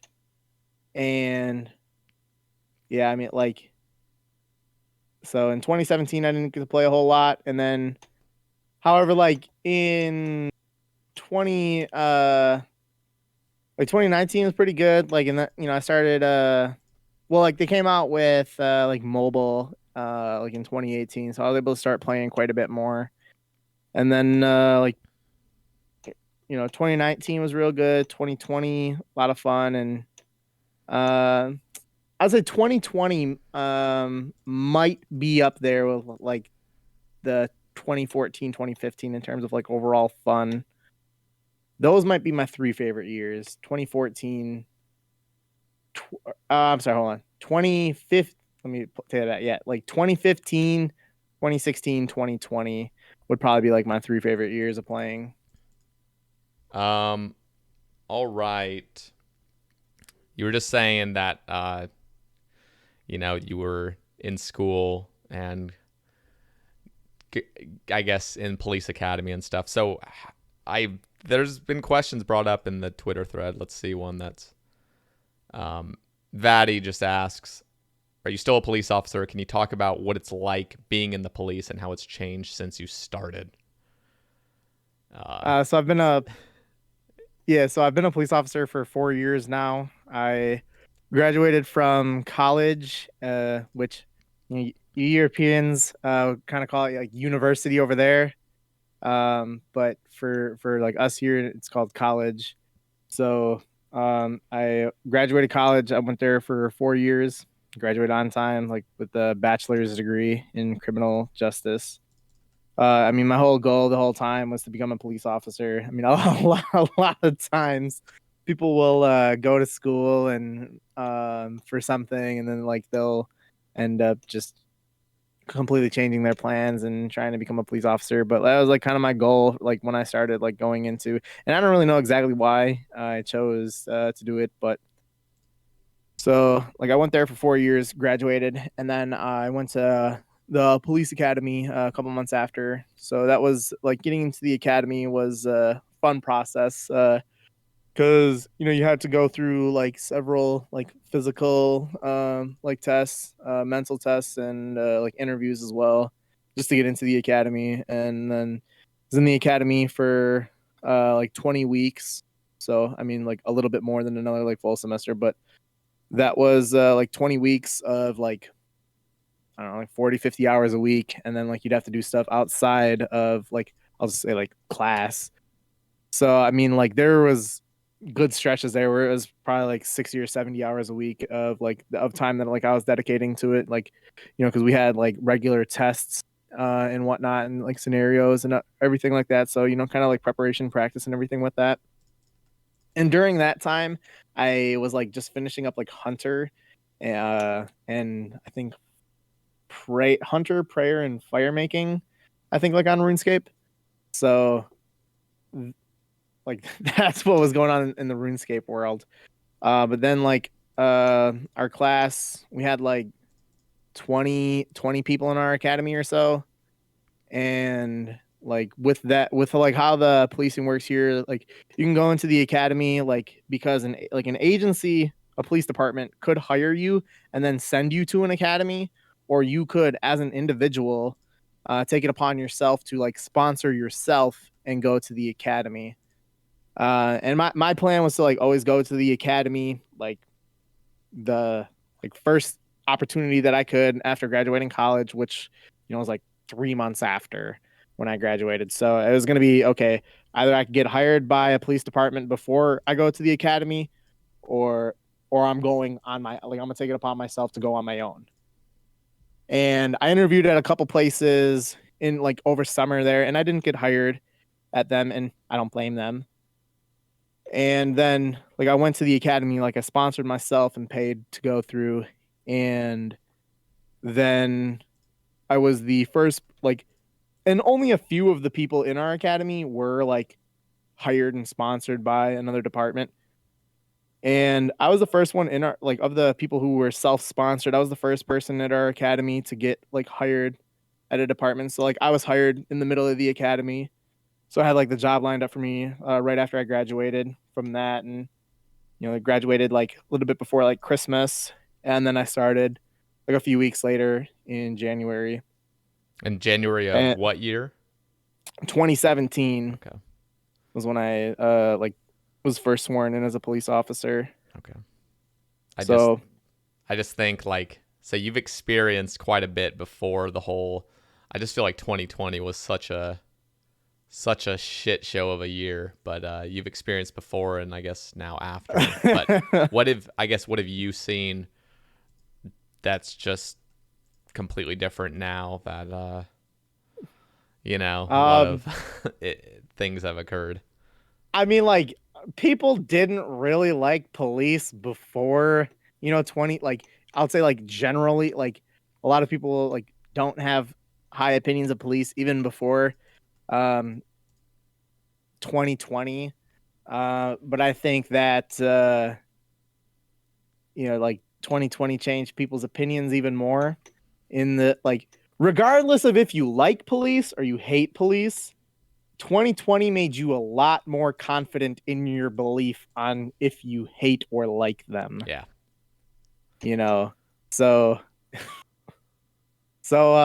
I mean, yeah, like with that, we had a lot of riots that, and like I had to like assist with the riots that we had, and like kind of talking about like when I was in the academy, there were like I mean, like a little bit before I went into the academy, like I was in I think it was in college, and there was like some stuff in, I don't know, like St. Louis or something. Let me see here. Let me just look it up here. Yeah, so there was the Michael Brown. So if anyone wants to look up it, like you could just Google shooting of Michael Brown. So I'm not gonna like go into the details like of that, but there were a lot of like as a result, there were a lot of riots after that. So I mean, like there like people like riot, and I don't want to just only use the word riot. So like there are most people protest. That's good. But like a lot of riots as well, like protesting and rioting, or just like overall disagreement with it. So I mean, like I think that kind of like a snowball effect, just like an avalanche of disagreement with the way that people believe or are treated, or just anything like police related. It's just kind of people's opinions just kind of snowballed into what I think was 2020, and I think that we have like peaked out at like where we're at, and I think that in the last, I don't know, few months it's been better than what it was in 2020. Although 2020 also really sucked because of COVID. Like we had, I mean, not a lot, not like you'd be like people talk about like, oh, like America didn't in any way follow any kind of COVID restrictions or anything like that. I mean, like the amount of traffic, foot traffic or vehicle traffic in, I'll say like 2018 and 2019 compared to 2020, there's a huge drop off. I mean, like, and like this is like working like midnights shift. There's way less traffic now, or even last year, than what there was prior to COVID. And for a lot of time as well, like we were kind of, we weren't directly, but it was kind of like, okay, unless you like, there's something really, really like bad, go at like try to stay away from people while we figure out the code. Like if somebody, I don't know, makes an illegal U-turn, you maybe should use a little bit more discretion on that while we, are trying to figure out what's going on with the pandemic. Yeah. So our like activity wise went way down in 2020.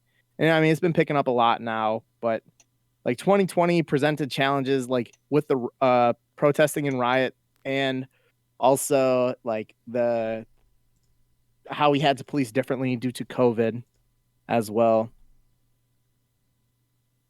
What's the craziest thing that's happened that you can talk about of you being a police officer? Something that you weren't expecting, I guess.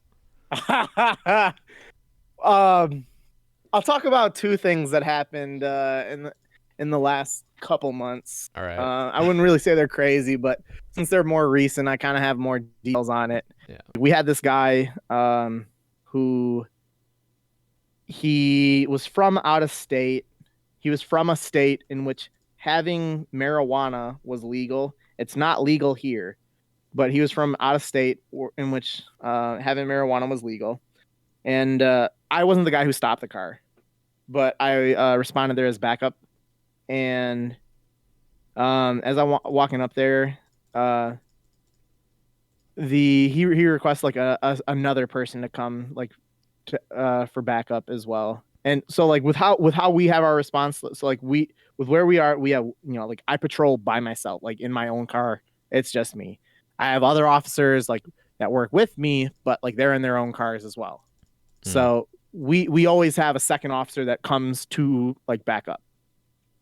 And so the guy is driving a car out of state, has like a temporary plate on the vehicle, so not like a permanent plate that like you would like constantly renew. So this plate didn't come back to anything. The guy's talking to him, smelling like the odor of alcohol and marijuana.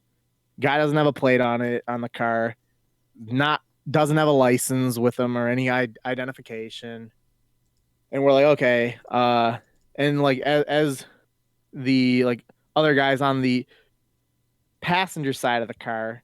So I was like not directly behind the car, but I was kind of like, I don't know, maybe like 10 feet away, just kind of like, okay, do you really need me here kind of thing.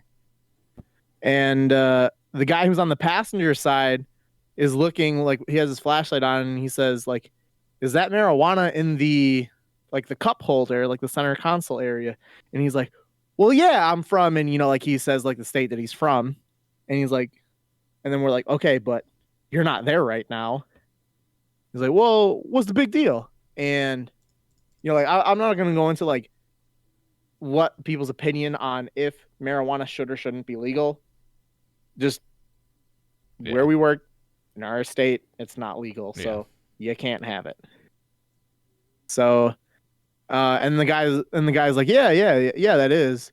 And then like he handed it to the guy who's on the driver's side, and so the guy still didn't have a plate on or like a real plate on the car. So cars have like they're called a vehicle identification number, called a VIN, and so the one like the initial officer has got like the marijuana in his hand, I think, and he's like getting ready to like look at the VIN, and I'm just like no, like don't do that, because like when you're doing that, you're in a really compromised position in which you are like 8 inches away from like the hood of the car, looking down on like pretty much tunnel vision, unable to see anything. And you've got like a guy that is sitting right there. Yeah. And I'm just like, nah, fuck that. Like this dude has weed. You're smelling alcohol. Like just get up. So for searching a vehicle, you have to have probable cause. And him having the marijuana and admitting that it is marijuana gives us the probable cause to search his vehicle. So the officer asks, so I'm just like, nah, just get him out of the car. So he's trying to get him out of the car, and he's like, all right, man, can you just step out of the car? Just, we're just going to search it. And if this is all you have, no big deal. Like and that's just what the officer is saying.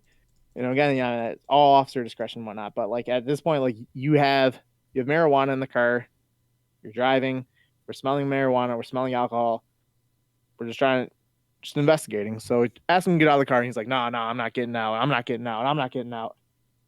And his car's in park, and the passenger side guy is so the driver side officer is like, really trying to be polite and respectful. And he's like, hey, just come on, just, step on out and we'll see what's going on and we can go from there. And you can tell that like he is, I guess, like losing the disagreement that they're having. Yeah. So then the passenger side officer then like starts like really giving him commands. He's like, dude, get out of the car like now. And then like at this point, then they're both like barking orders at the guy. And I'm just thinking to myself, this is not a good situation. And then dude tries to drive off. His car's in park. God. And he's like goes like pedal to the metal while the car is in park. Just you can like just hear that engine. I'm like, holy shit, this guy's taking off. And pursuits don't happen every day. Yeah. It's, I'm not gonna say it's rare, but like it's infrequent. So while it's in park and he hits that drive, I then run back to my car. Like I'm like, okay, this is about to like he's taking off. So he then puts it in drive and then takes off. And me and the passenger side guy were like the two officers immediately like behind us. So the passenger side officer was like in the pursuit. He was the first guy and I was the second one. And we're chasing this guy and we're going for a couple miles. And we got like this curve that's coming up. And before we even get there, like the guy's like kind of losing control. Speeds are probably going around like 80 miles an hour or so in like a 35 mile per hour zone. So it was going like a little bit over twice the speed limit. However, there's no cars on the road. Visibility's good. Roads are dry. So, like that's, we're going to pursue that. And so after a couple minutes, he, and I'm the second car behind, but I'm not far behind at all. Like I can see every single thing that's going on. Yeah. This dude, he loses control of his car, smashes into a metal barrier. Fuck. And like his whole car like elevates off the ground, and the like rear of his vehicle like tail spins around and slaps the other side of the barrier. Like I was just like, holy shit. So I have to then slam on my brakes, and like the force of my car coming to a stop was like my car was shaking. So like I was like, oh my God, like this is crazy. And I see him, he jumps out, then jumps over this barrier and starts taking off on foot. And then me and the other guy, boom, we just run straight at him as well. So we're running. He tries going in this one direction, but there's like a really tall fence. So he just doesn't even bother with it. Also, I don't think the fence was like stable enough to where like if he would have like gotten his foot on, like he would have been able to get up. So he takes off in another direction and we're still chasing him. And then we get into these woods. And the foot pursuit, I mean, like, motherfuckers, Jack, like, this guy, me, and the other officer, we're getting so tired. And, like, this guy's running in the woods, like, he's running blind. We at least have us behind him at least have flashlights. Yeah. So this dude's running into branches and, like, debris and everything, cutting up his legs, his face. And, eventually we get close enough to him, and like he's starting to try to get up a hill in the woods there, and he slips, and then I just jump on him and then handcuff him up, and we get him, and then like search the area afterwards. He had a gun, like he got out of the car with a gun and then threw it. So that was I mean, because like when he got out and started running, like it's kind of like based on the situation, like it would call for us to like I was initially chasing after him because like with my gun out, you know, and like there was a second in time in which all three of us had guns out. Now we didn't Jeez. know that he had one out because like I mean this is a black gun that he just threw in at midnight with no lights, so we didn't see him throw it. But checking the area afterwards in the woods, I found that in there. Jeez. Uh, so yeah, I mean we're all kind of beat up from the woods there, and yeah, I mean that was recent. Yeah. So that's like the I mean, most like action you've had, just on foot uh, pursuit, or have you had more of that? Just I've had a few other foot pursuits, but it's not now. You could say this is because cops are fat or late, but like it's not often that you on foot catch another like, we're wearing 30, 40 pounds of equipment, and these other guys aren't, yeah. and it's a lot more adrenaline running in your system to try to get away than to catch. Yeah. So it's not. I mean, so it's not the first time, but like it's rare that you meet now.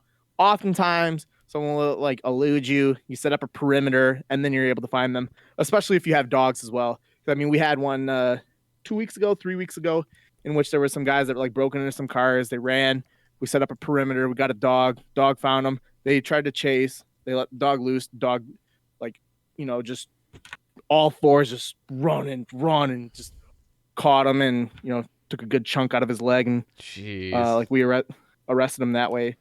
So I mean, like there's a lot of like that old like movie junk that does go on too, but I mean that was a fun one because I mean that had the pursuit, that had the I mean in terms of like storytelling, like it had drugs, had a gun, had a pursuit, had a foot pursuit, had a crash, and we got him. So I Yeah. mean, like, Wow. so that was fun. Although, like, it's not all great. Like, just kind of saw like the other side of that. Like, I had this one. Um, there was a pursuit that like we weren't the pursuing agency, but like the pursuit ended in our area, so we like ran over there to go, or drove over there to go help. However, like this was completely out of like agency pursuit. So like we like a bunch of the agencies that are around us, like we're all kind of like on the same like radio channels and whatnot. So like we have an idea of what's going on in the agencies directly around us. So like this was a far out agency that pursued this car for a while, and then it got like stopped in our area. So we had no idea that it was going on until it like boom, it was right in our area right away. So I'm just sitting there, I'm eating some Chinese food, and it was a big meal. I had of lo mein, a lot of noodles, some real greasy noodles, Yeah. and I had like it was at least it was probably like a pound. I mean, it was like a nice styrofoam like big meal. It was like an $11 meal of like lo mein chicken and whatnot in a styrofoam thing. So it was a big meal, and this was at like I don't know, like I had like an hour left on my shift. I was gonna say, okay, I'm gonna eat this, and then I'm gonna catch up on my emails, and then I'm gonna, that's gonna be the end of the shift. So I was like, oh yeah, I'll just finish the whole thing. I'm like 95% of the way through this whole styrofoam thing of Chinese food, and they call out, yeah, pursuit just coming in, it's coming in, into your guys' area, blah, blah, get to the area.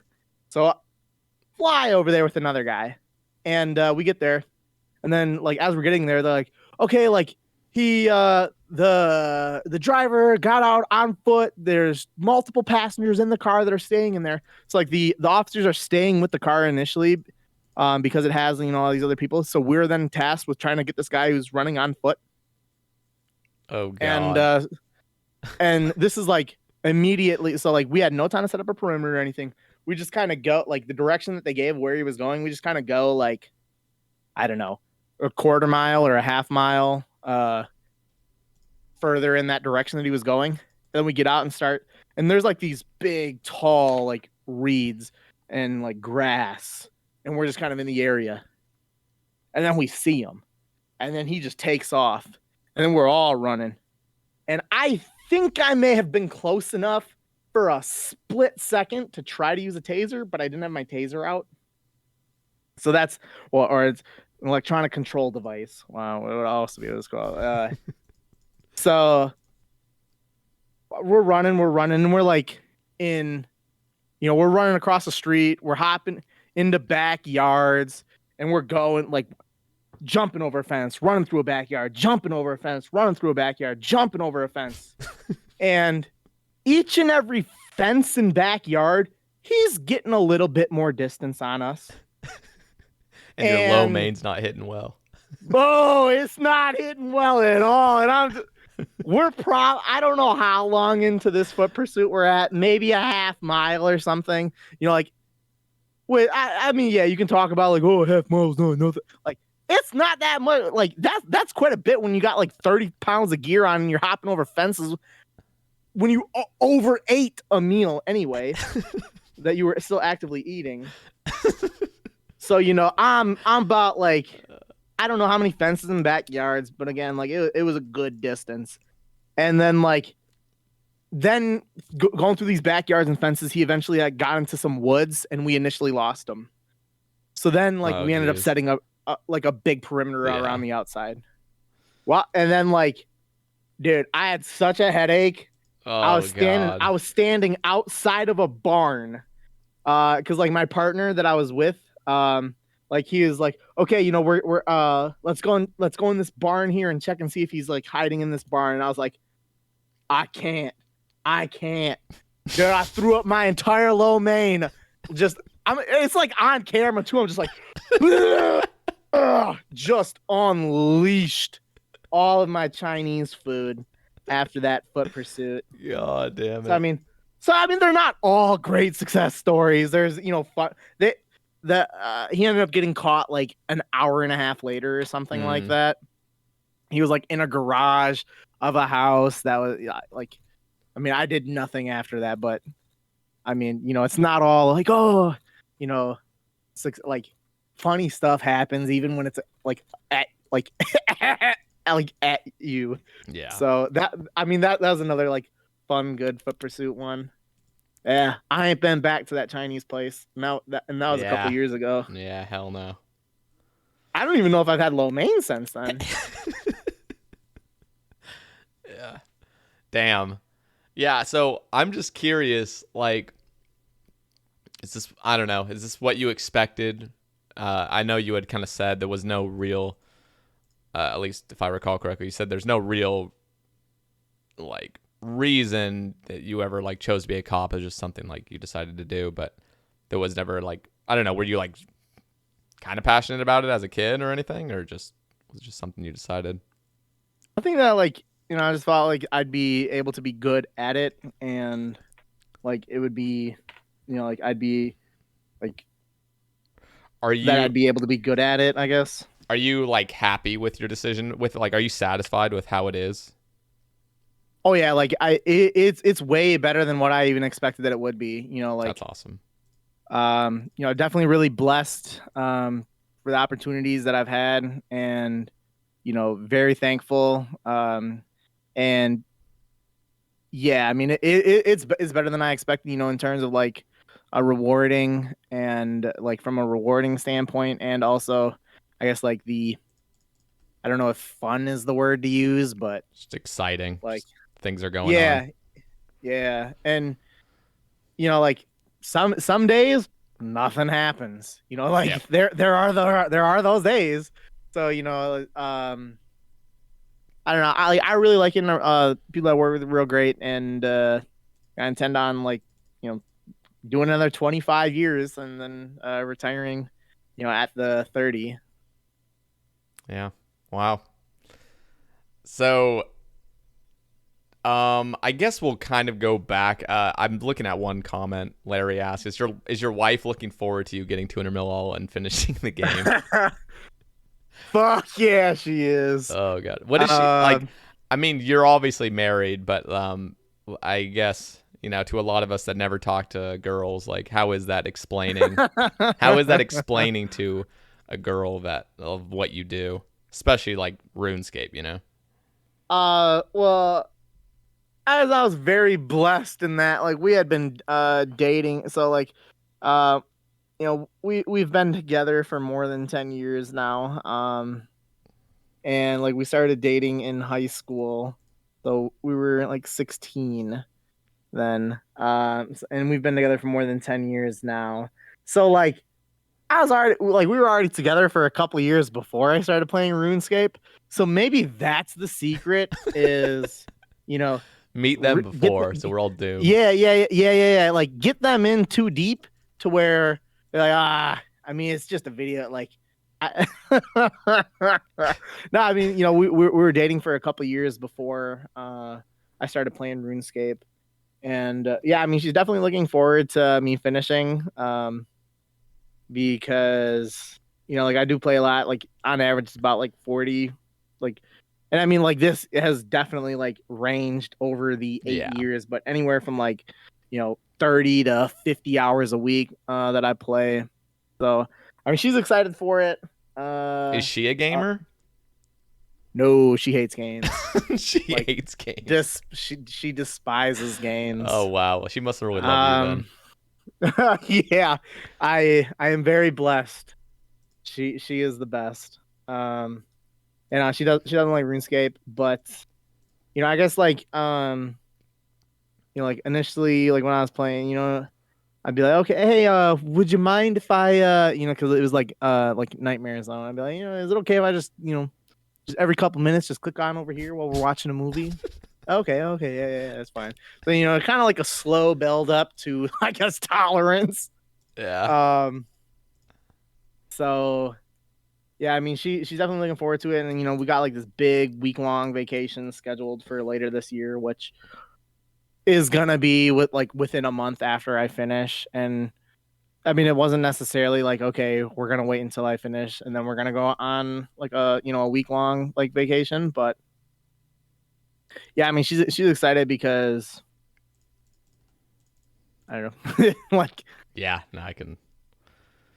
Like she doesn't like RuneScape, but I mean, I guess like I don't know of a good way of wording it without it. Like I know that I've talked a lot about like like when I was like rank 2 and like in the world record book and whatnot. So like I definitely, if someone is reviewing the podcast and they're like, oh, this guy sounds like he's really full of himself, like I understand if that is an impression, but like she understands like I am high ranked, so I guess there's a little bit more tolerance and like I don't stream as much now, but like I mean, as like you do make money streaming, just kind of so like there's a little bit more tolerance in that, like okay, like it's like a side gig almost. Yeah, kind of like that. Yeah. It's like, okay, he could be out there spending money, be like, I mean, I think one of the things that I really benefit from is like her friends that she has, like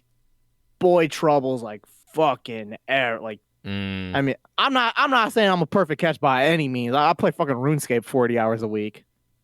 That's a good line there, but I mean, like I'm not out like now I'm not saying that like going out and like partying is bad, but like I don't go out and like I don't like spend like I don't go out drinking and partying and doing crap like that. So like yeah, I'm not getting into any trouble. Yep. I'm not spending money on unnecessary shit. And I say unnecessary shit is like, dude, motherfuckers go out and drink. You're paying like $30-$40 just to get drunk. That's just a bad investment. That you could get like 5 months of RuneScape membership for that. I mean, like, yeah. I mean, I know that sounds stupid, but like, put it in like, like her, like her friends, they have like boy child, like, cheating on them, or just being drunks, or just I don't know, like dropping out of school, or any kind of a number of things that could put a whole lot of stress on a relationship. And I'm saying like video games does that too. So like I'm not saying they're like, but I think she's looking at it like, okay, is he actually that bad? Yeah. Maybe he's not as bad as. And So. there's an end to it. She sees an Yeah, end to it yeah, in yeah, yeah, sight. yeah. We were talking the other day because I did just finish like rune crafting the other day, and now I started like mining again. Yeah. And I mean, like she is always like very up to date on like what's going on, like with the XP and everything. Which so like she's my biggest fan. Oh. Uh, so like she's like, so you're playing on multiple accounts again? Because like I'm trying to get like my alt, which is RuneScape name is Randy. Yeah. I'm trying to get that to all 99s. She's like, oh, what are you doing over there? And I was like, oh, I'm trying to get all Nothing. 99s on it. And she's like, excuse me.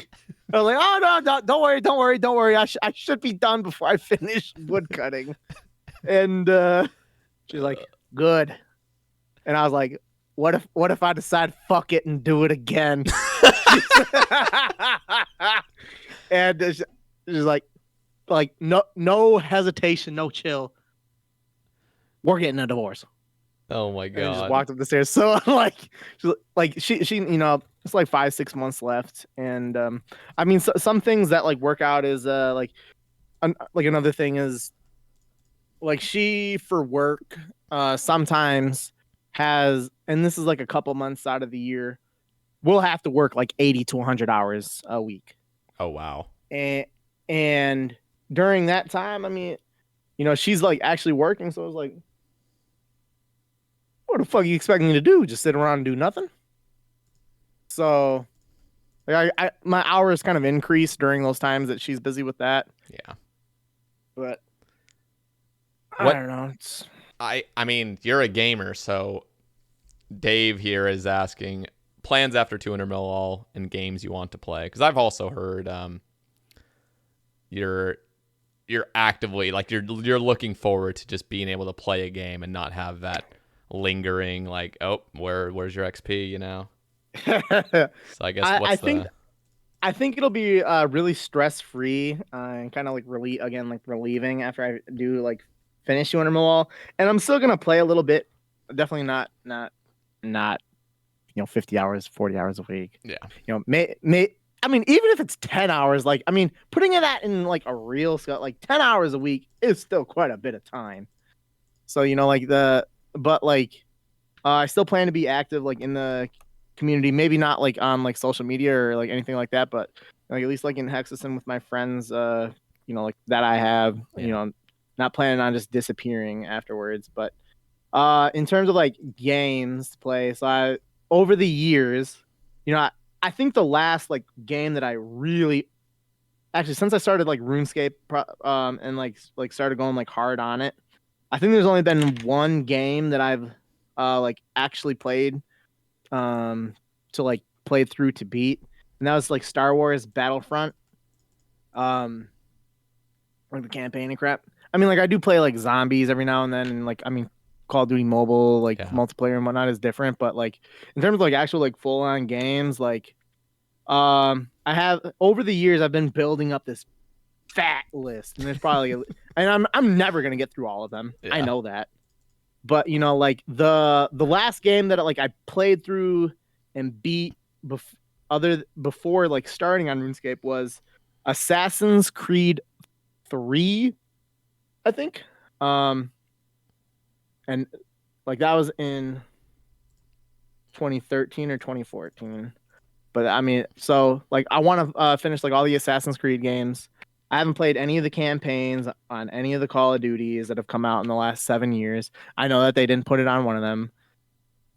So like I'll probably spend a lot of time like probably like playing like the Call of Duty Zombies. Be that I probably put a lot of time into.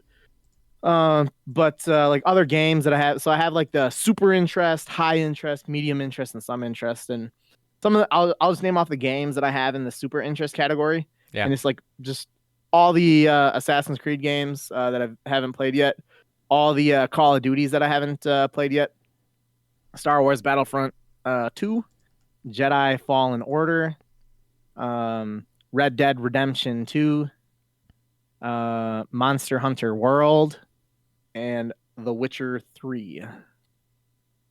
Those would be like the games like that I have at least by my like spreadsheet like classified as like super interest. So Yeah. I mean I'm definitely not gonna be playing like shit competitively or like I mean as you kind of see like most of that's going to be like solo player type crap Yeah. that I can casually just say meh and just get at it. So Do you plan to like stream RuneScape after 200 mil all? Any like side goals or anything that you're gonna do casually? I don't want to say yes, but I'd be surprised if I did it much. If anything, I could see definitely like doing other games, just more so like sharing the first time experience while doing it. Yeah. But I don't know if like the RuneScape streaming would be too heavy afterwards. Like in terms of like other game streaming, like I did stream some Call of Duty like earlier this year when like RuneScape was shut down for a bit, and I mean like it is Call of Duty Mobile, so I mean there are some limitations, but like in terms of like kill death ratio, which is like maybe for like that game, maybe like the best metric for determining like if a player is good or not. Yeah. Like I'm definitely like above average in that. Like my kill death ratio like range is around like 3.5 or so. Um, so like that like I feel like Call of Duty like just watching like FPS games and someone who's not dying every time like that can be fun. Like Yeah. I mean just watching anyone in any kind of game, it could be CS:GO, it could be Call of Duty, shit, it can be, Battlefield or other games. Like seeing guys just go on a rampage is fun to watch. And it's such fast pace, very different from I'm just sitting here mining a rock or I'm cutting a tree. Yep. That's it. But I don't know. Chopping rocks, or literally swinging a pick at some volcano and chopping trees. That's the rest. Yeah. So I mean, I don't know how active I'm gonna be with the games, but like I'll still be playing. I'm in the middle of building a home gym right now. I bought a house last year, and we do have like this unused space that we have that we're in the middle of kind of transforming into a home gym. That's So awesome. and I'll take this back to it's might have been a year and a half ago. I had this training. It was like on like deceptive behavior training, and I did not think that training was beneficial at all. I thought it was bad, and the guy that taught it, he is an author of a book, and he tried like selling us his book during it as well. Yeah. I thought it was a shit training, and I left that as feedback as well. And when I got back after that week long training, I told Word I was like, hey, I thought I was gonna be good. It was kind of shit. However, there was one really good point that he made, completely unrelated to deceptive behavior. So this guy, I mean, he was retired. He was like a supervisor for like a very big agency. So he was, making big. He was making big money, and he's been retired like I don't know, 15 years, 20 years. I don't know, somewhere around there. He was like in his late 60s or early 70s, somewhere around that range. And he's talking like, hey, like I got all these other guys that I went to the academy with, or I worked with, or retired around me, or before me, or after me. And he's like, they're all dying, dropping left and right, you know. And he's like, heart disease, blah, blah, just naming off shit. And I'll say like this guy was in real good shape, and he was like, you know, and he's like, so I got these guys dying left and right, going to funerals, and he's like, I've lost track. I don't even know if I'm going to be going to any anymore just because there's too often. I'm like, that's some depressing shit, man. and then he's like, but then like he brought it back and he was like, this year, because like so with how the like police pensions work, like you get like you retire and then you get paid definitely way smaller than your like salary as like you're actively working.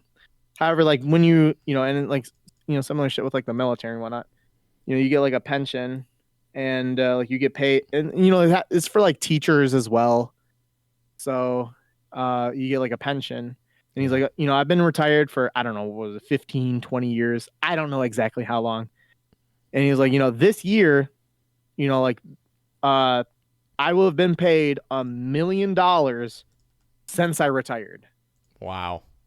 And I was like, God damn. And he's like, he's like, so they're just paying me to stay alive at this point, and I intend on staying alive. And then he was like referencing like all the shit that he works out and whatnot. And I was like, you know what? Like that's the best thing I'm gonna take away from this training. Like, and I'm not in shit shape.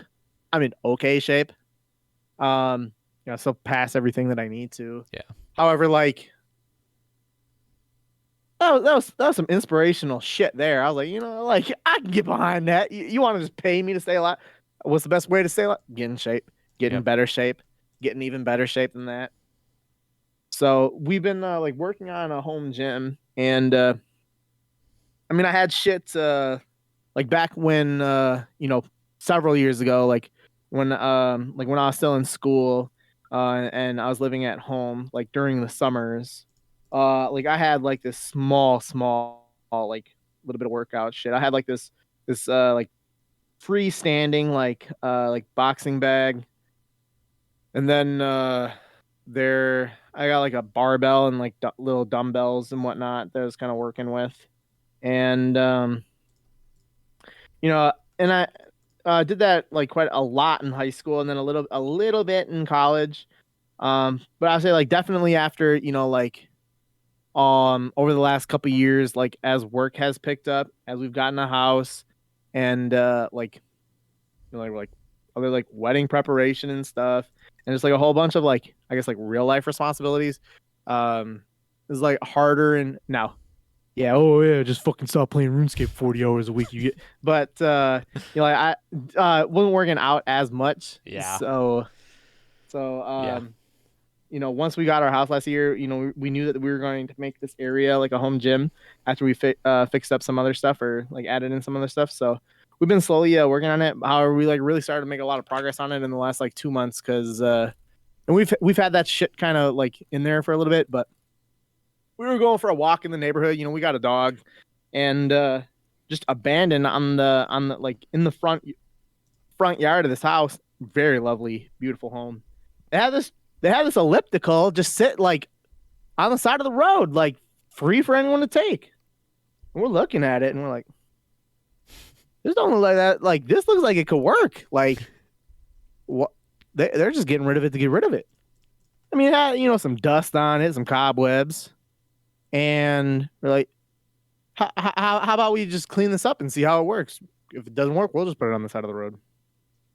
So, and it's maybe like 10 houses down from where we live. And like, I'm not going to carry that thing. I'm not going to wheel that thing. You know, that's a good distance. So she gets her car. She drives it over to this house, and you know, like it's out there for free. You know, like signs and everything. Like it's free to take, or it's going to the dump. Yeah. And we pick up this elliptical, and we knew it wasn't gonna fit in the trunk, but like I got it like rested in the trunk space, and so I got like most of it or like half of it in the trunk, and I'm like standing behind, you know, like holding it as well. So it's like half in the trunk, half in my hands, and then we go like 2 miles an hour at like a walking pace to kind of cart this elliptical home. And we get it in our garage, and you know, we help out, and like the batteries in it are dead, so it was like battery powered. So we go to the store to get the batteries for it, and I still don't even know what the batteries are. There are some thick ass batteries. Yeah, I imagine. So and then like it was all kind of dusty, so we wipe it down and whatnot, and you know, a little bit of love, and like it actually worked. You know, like you'd think like an elliptical, okay, maybe you're walking on it and it's like making some squeaky noises or it's loose. It actually worked. Like, we're like, holy shit. So we then brought that into our gym here, and I made like the blueprint for what I'd like to have the gym looking like. And I'm gonna put a lot more effort into that. Probably around like I'm thinking with how my schedule works, probably around like February or so. is when we're really gonna start doing stuff. Like, the flooring in there is piss. We're gonna take that out. Just put in like, like some better thing. We have a sink in there. We're gonna take out the sink and put in a like a like a not like a water cooler, but like a water dispenser. Yeah. That's awesome, And honestly. I think it's gonna be real nice. So, I'm trying to just come like a chiseled statue. So that'd be like one of the, and I mean, obviously you can't do that, unless you're roiding up. You can't do that, every hour of your free time. So kind of like in the like time that I have left over, like I'm looking into like also like start a small like online business probably around like December, in which I'll kind of be like working on like uh just like real shit, like grand exchange flipping, but like with real actual items. um I've got a couple friends who do that, and like I do have like my actual best friend, he like deals with Pokemon cards, and last year he made over $200,000 like dealing with Pokemon cards. Jesus. So my little brother actually got into Pokemon card stuff. His friends at work kind of got him into it. He's been like Mm-hmm. stacking up. Apparently he just buys the boxes of them, like but he Yep. doesn't open them. He just saves them for. Yep. Yep. Is Yeah. that what it is? Is that like the same sort of I mean thing? that's part of it. Like I do have like I think like $400, or I that's what they were when I bought them. Probably like 10 months ago, I probably bought like $400, and they were like these packs of cards that I got, and they were like $3 or $4 a pack, and it was like it was some like wild ass deal, and it was through GameStop, and it Mm. was like they were like already at a discounted price, and then it was like buy one get one 50% off on top of that. So you were getting them for like quite a bit, like really underpriced. So I bought like $400 worth of them, and I think they're worth like 700 now, 800 now. I mean, it's like not quite doubled in money, but maybe like gone up like 50%, Yeah, but that's 70%, something insane like that. for like less than a Yeah, year. yeah, but like there's also like other things that like like there's like flipping like Discord groups and whatnot, and you know people go through stuff like that. So like for example, like there was an item that there's an item that I did like earlier this year, is like with the guys, the like Godzilla and movie that came out this year. Like Walmart started coming out with like these new Godzilla like figures, and they were like 19, $18 or so. And like in these Discord servers, like they got like these bots that post like, hey, like here's a stock alert, like it just got restocked. So like, buy like 10 of the so I bought, buy like 10 of these like things here, and you go on eBay and they're going for like $45. So, kind of like doing some flipping like that. And like, and my I've got a family member who started flipping vinyl records, and he made like 3 grand in his second month of doing that. And Wow. he's like a full-time student. So I feel like with how much time I have spent on the computer, and just I don't know, I guess like general computer knowledge and just shit, I feel like there's I mean there's opportunity for anyone out there to be able to make money online, like flipping items. Like, and some I'm collecting like some stuff right now that I'm working on. I'm gonna be offloading that. Uh, I'm not sure on the exact time that I'm gonna, but like there were these like subscription boxes to Marvel and Star Wars. I mean, those are two of the biggest franchises in the world. So like, and they're like figures and shirts and whatnot. It was like a subscription box that you get. It's kind of a thing that like you pay. It's like $30 a month, but you get like this awesome box of crap. And like there was a sale where these boxes were $10 each, Wow. and they're like, and like once that was gone, like that was it, because it's like a subscription thing. So like they'd like mass produce these boxes, have them ready for the subscriptions, and maybe people maybe they had a drop in subscriptions, So they had a surplus of these boxes afterwards. And then like 6 months later, they sell them at a premium discount price. So these boxes are typically like 30, $35, but they were going for $10. And I bought like 20 or 30 of them. They're still sitting in like a closet that I have. And they're worth like, I don't know, around like 35, 40 right now. So, I mean,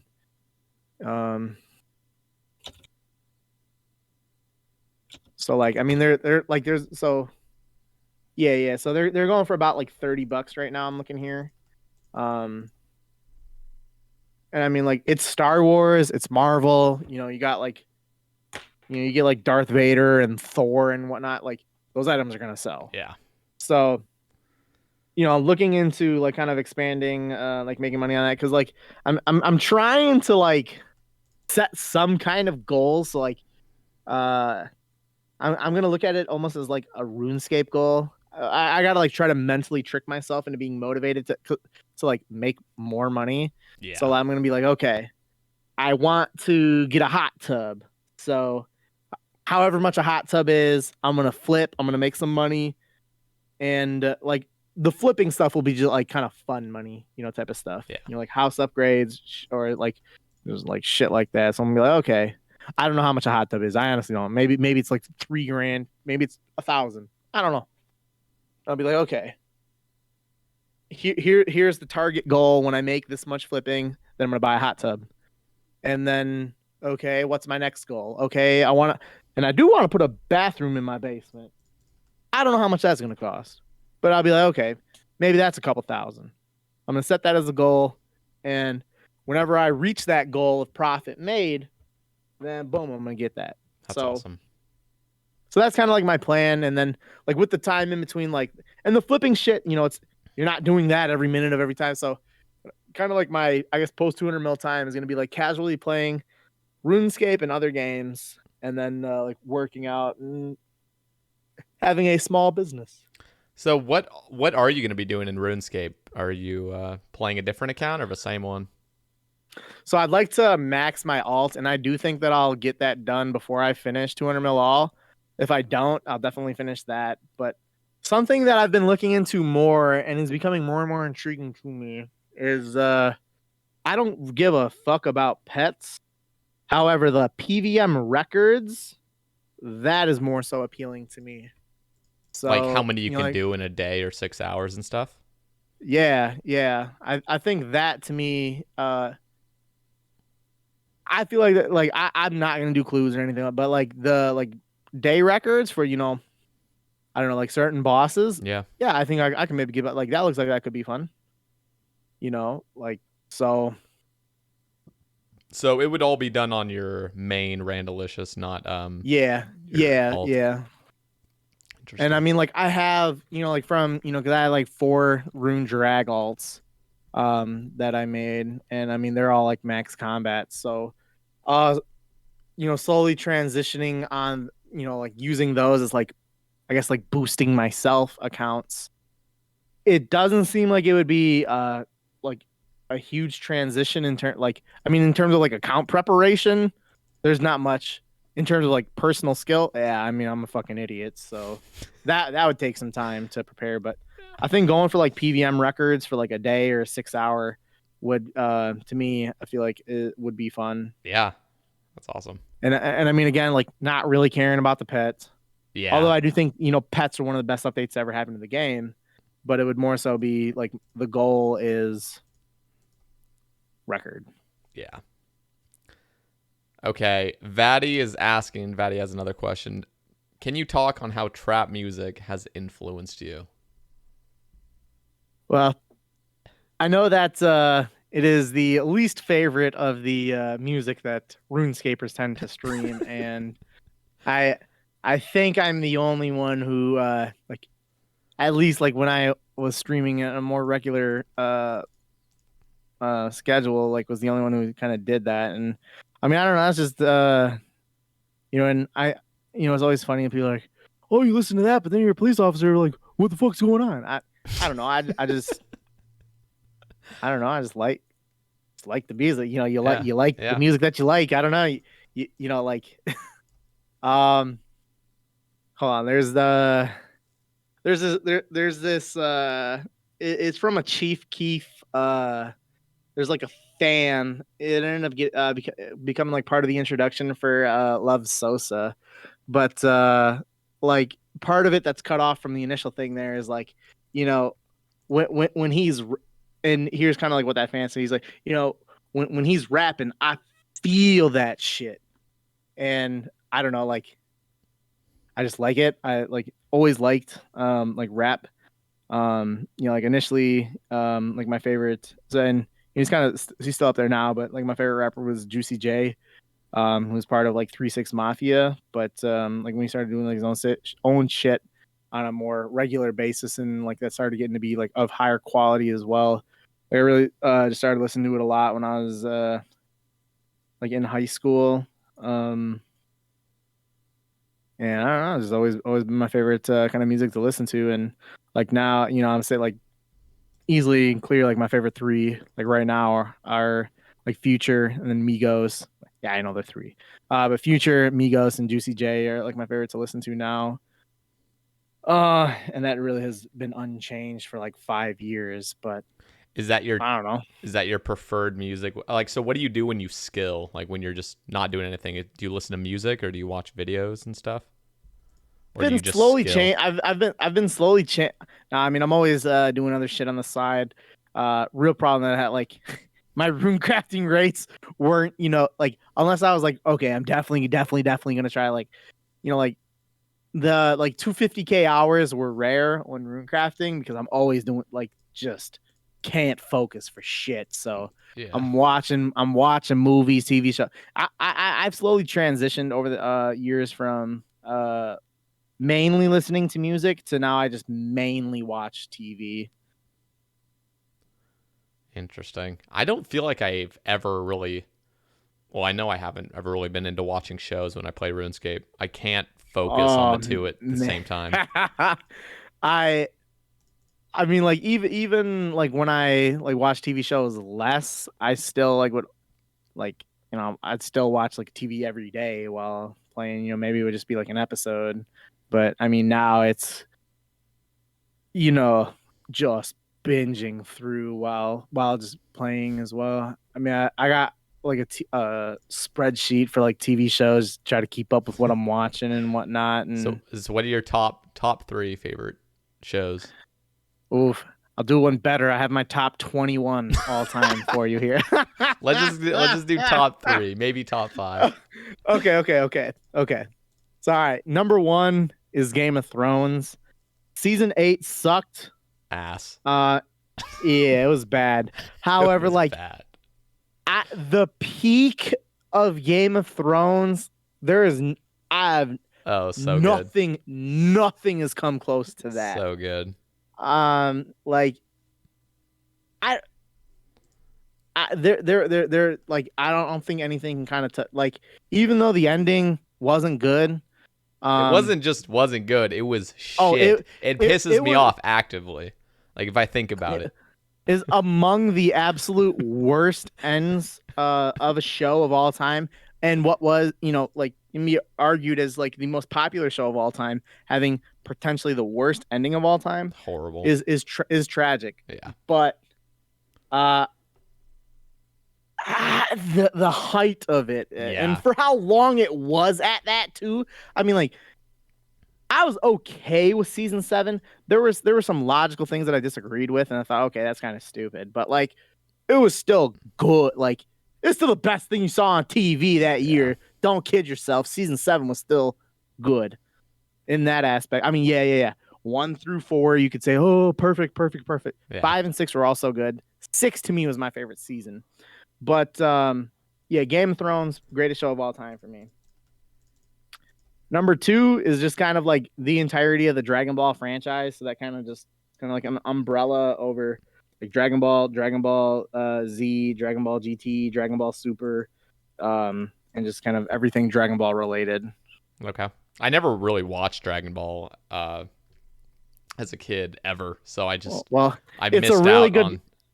it's a really good cartoon, Do you think not an do you think anime. nostalgia has the biggest part to play? I'm genuinely curious because Another show that people are absolutely obsessed with is like Avatar. That show they watched as kids, and so they just I don't maybe it was only because I watched the first 3 episodes as an adult and I just found it so childish and I couldn't stand it. Do you think I nostalgia don't know. has I a mean, big part? I would say no, because like with like if you're referring to Dragon Ball, like um Dragon Ball Super, which was airing, they ended 2 years ago. It'll be coming back again. They have a movie planned for next year, and I mean, Dragon Ball is not ending, but they're currently like on a break. Man, that shit would come out every. I watched the dubbed version. Go ahead and hate on me, weebs. The so I uh like every Saturday that come out, man, I was looking forward to that shit every like because it was like 100 consecutive weeks in a row. Damn. I mean, there's 131 episodes, but it was every single week. There were no like breaks like how you have like for seasons for like other like TV shows, Yeah. like Game of Thrones or anything like. It was like every single Saturday for like 2.5 years. I was like, God, like and I was hyped as hell every single week when that came on as well. But also like going back, like was still a big fan of it. Like during its initial run, like in America when it came out in the early 2000s. But I don't know. I wouldn't necessarily say nostalgia for it and like I was still a big fan of it before like this recent renaissance that started as well. But I mean, the games were always great fun as well. But just like the entirety of the Dragon Ball franchise. All right. Number 3, South Park, funniest fucking show of all time. Just glorious. My favorite character is Cartman. Randy is also funny. Like Randy would still be funny as shit even if his name wasn't Randy. But like Randy's funny as hell. I love Cartman, and I think the show's great. Yeah. Okay. I think And then honestly, so I didn't watch as much South Park growing up. My parents were like against it. They're like, no, you can't watch South Park. But they're not wrong. They're no, not wrong. and so I never really got that like I never got my fix of South Park. But I will say Family Guy was just up there all the time for me. I got Family Guy at 5. Family Guy is just so good. So I won't elaborate on the rest, but I'll just quick run through the rest that I got here. So 4, Breaking Bad. 5, yep. I'm surprised Breaking Bad he didn't put it like number 2 or something, but I respect it. Yeah, I mean, like I wanted more. I don't know. Like it had a perfect ending. Okay. But I don't know. Like I got it at 4. Okay. 5, Family Guy. 6, The Walking Dead. 7, The Office. 8, The Mandalorian. 9, Trailer Park Boys. 10, Dexter. 11, Star Wars: The Clone Wars, the animated TV show. 12, The 100. 13, Sons of Anarchy. 14, Star Wars Rebels. 15, It's Always Sunny in Philadelphia. 16, Lost. 17, Better Call Saul. Nah, 18, Better Call Saul is top 5 for me. 100%. It's honestly it's better good. than Breaking Bad. And okay, this sounds like bad, but I almost enjoy it more than Breaking Bad. But it's probably just because I don't know how it ends yet. But like after after it's finalized, I'll probably think Breaking Bad's better. It's really good. Where was I? So 16, 16 Lost, 17 Better Call Saul, 18 Westworld, 19 Stranger Things, 20 SpongeBob, 21 King of the Hill. King of the Hill is god tier. That's the list. I mean, it's stupid, but like that's the top 21. Don't like it's just if I'm like, okay, yeah, this show to me feels like it needs to be like rank worthy. I'll just throw it on here, and I mean it just expands over time. Okay. Yeah. Better Call Saul is an incredible show, and I'm so fucking excited for I think it's the final season next year. But yeah. Release date to be TBD 2022. Okay. Zulo asks, describe some of the best memories you have playing OSRS. Uh, Shout out probably like Zulo. the release of the Grand Exchange. I think was really great. Because I felt like that kind of gave like a big jolt to the game and to me as an individual like player for like revitalizing interest in it.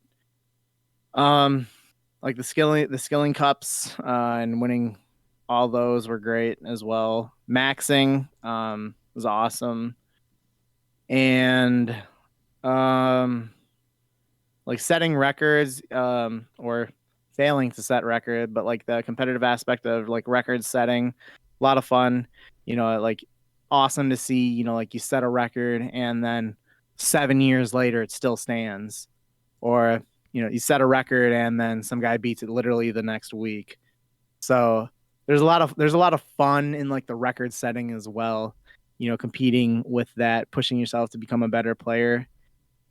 So, yeah, like just achievements, records, championships, and just the fun of the like community as well, which is a lot of fun. Yeah. Okay.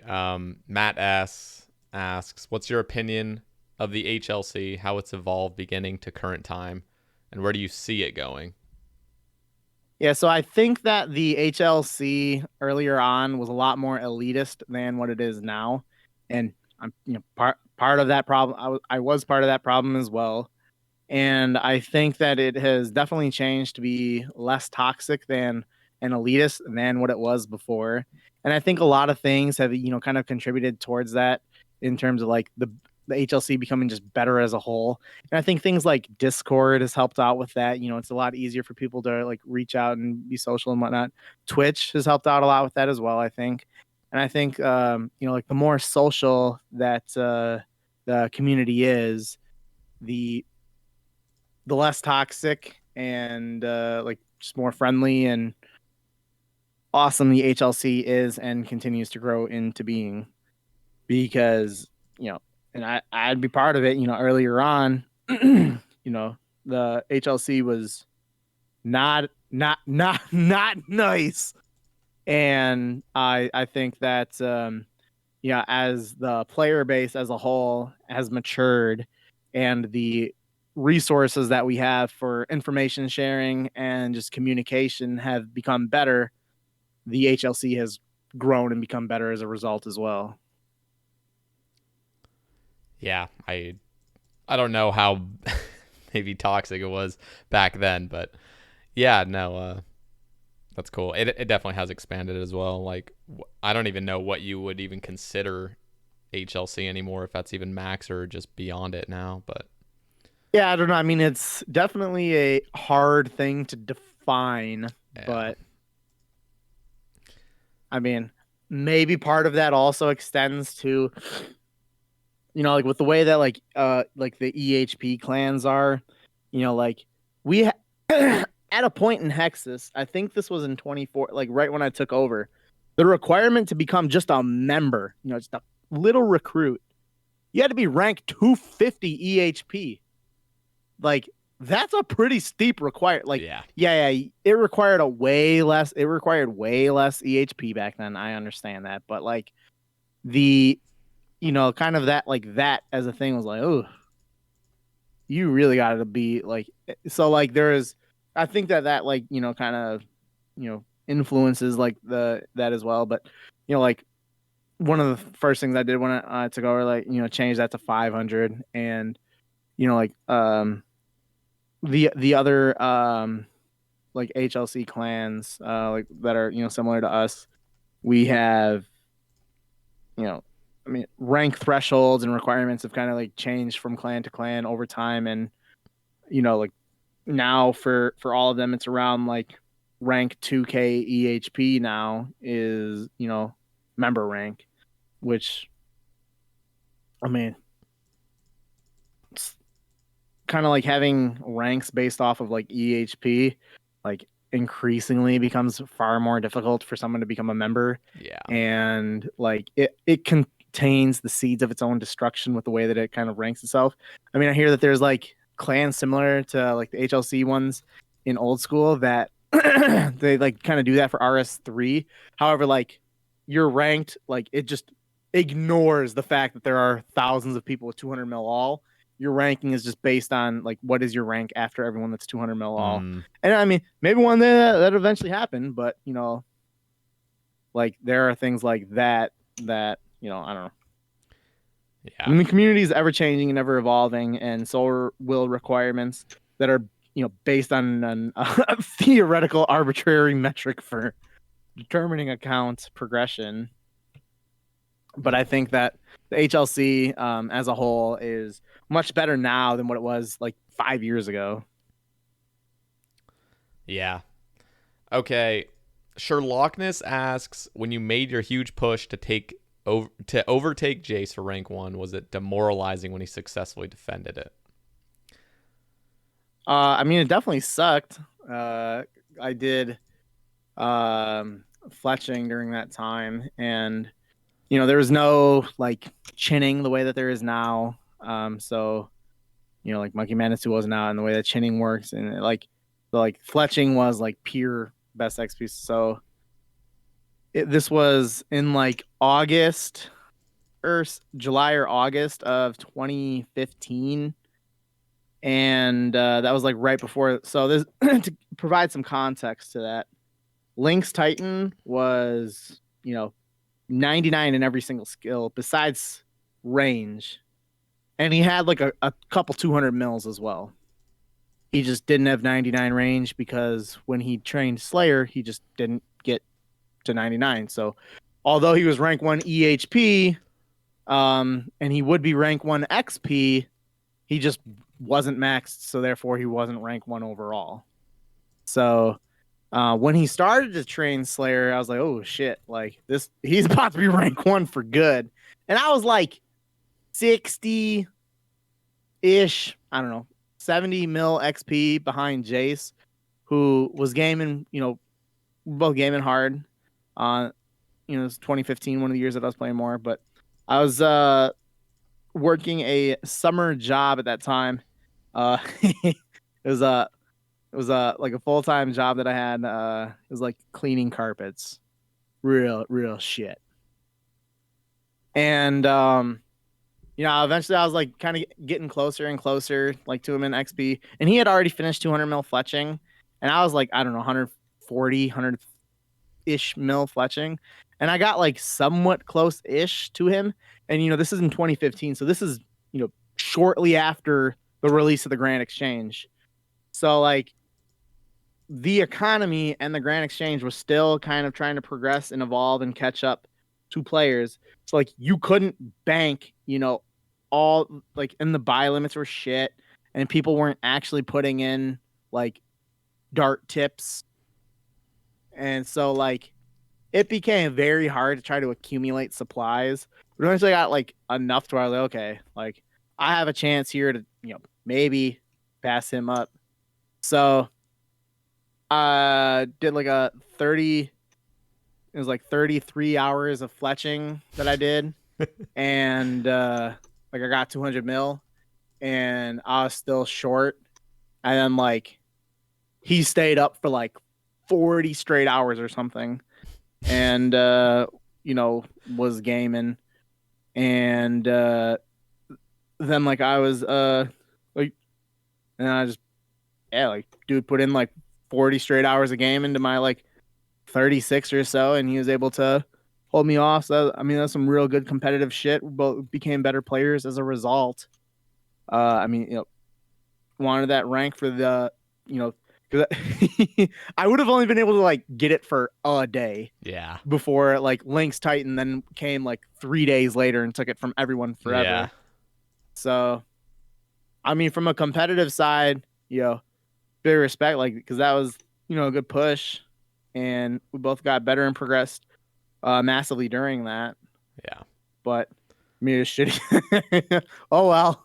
Do you miss those days where you were like, you know, top 2, like just having that kind of recognition? And I'm assuming you play this game for the ranks.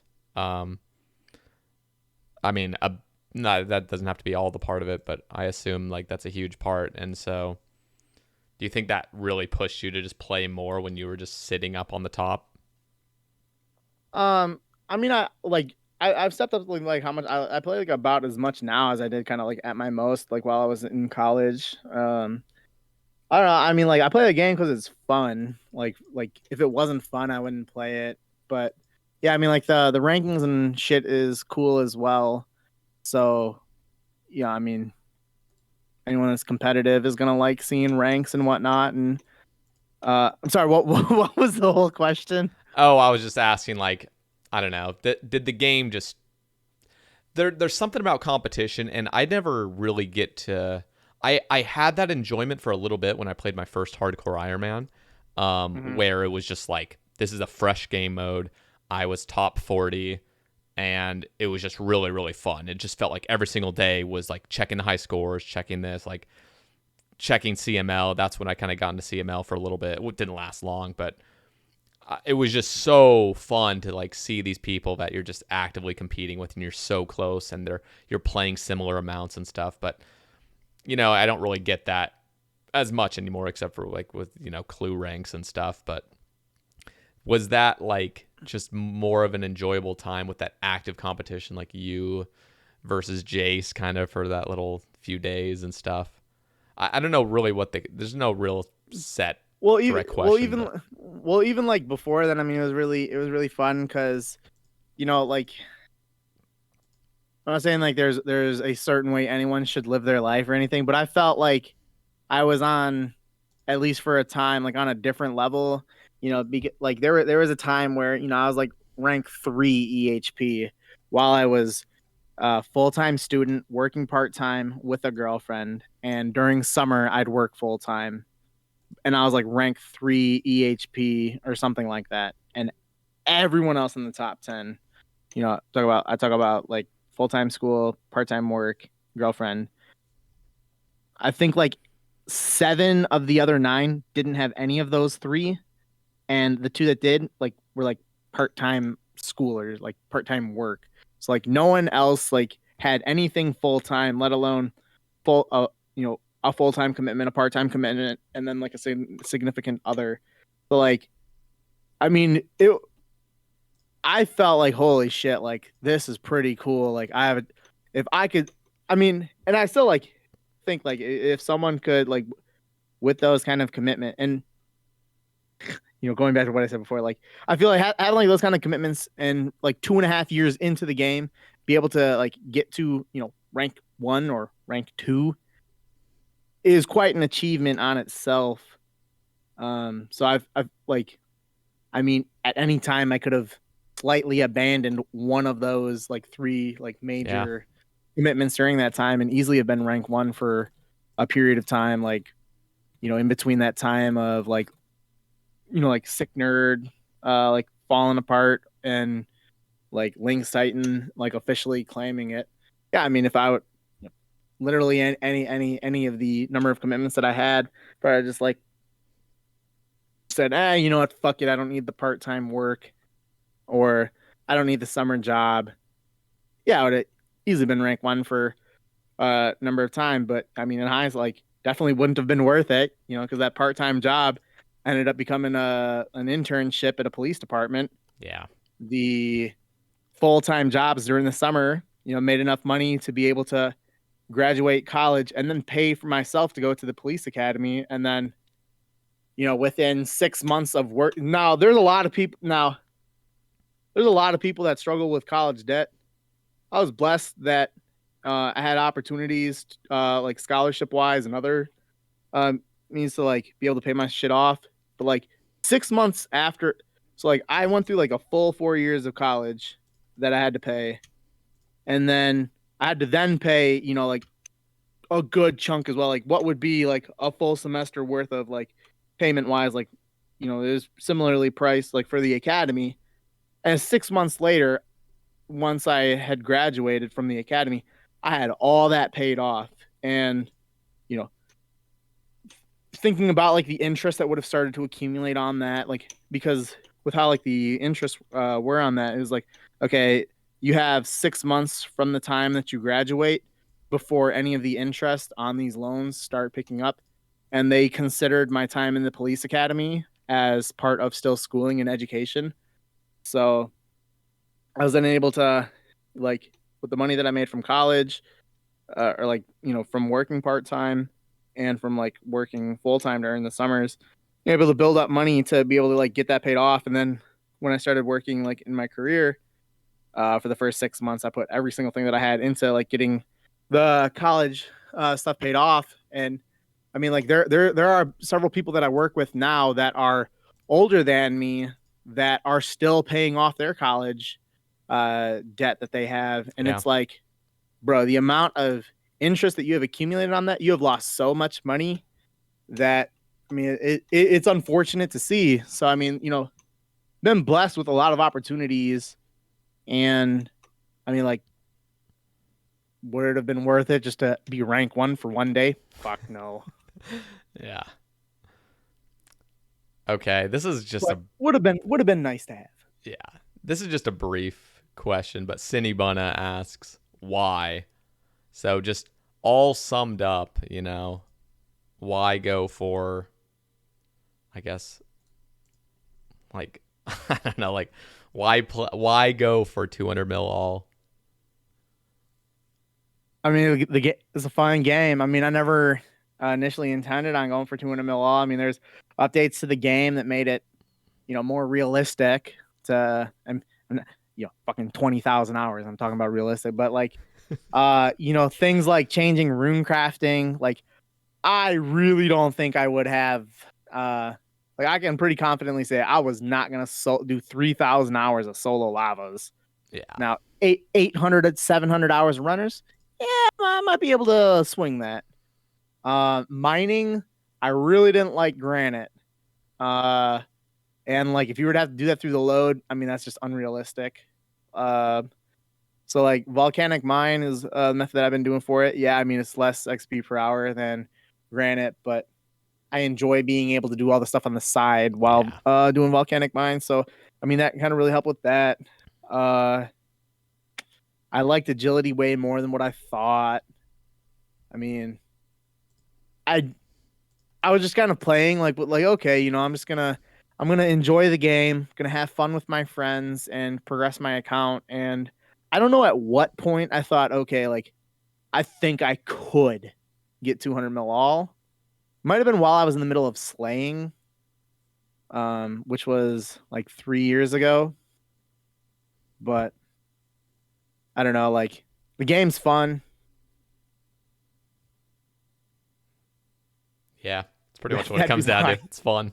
Yeah, yeah. And it's such a unique experience, especially with like just the competitive nature of this game and how long term it's a literal marathon. Just Yeah, it's yeah, like, like, don't burn yourself out. Like, and I definitely wouldn't. And like, when people ask, like, I like never recommend people to play RuneScape. And I'll say, like, because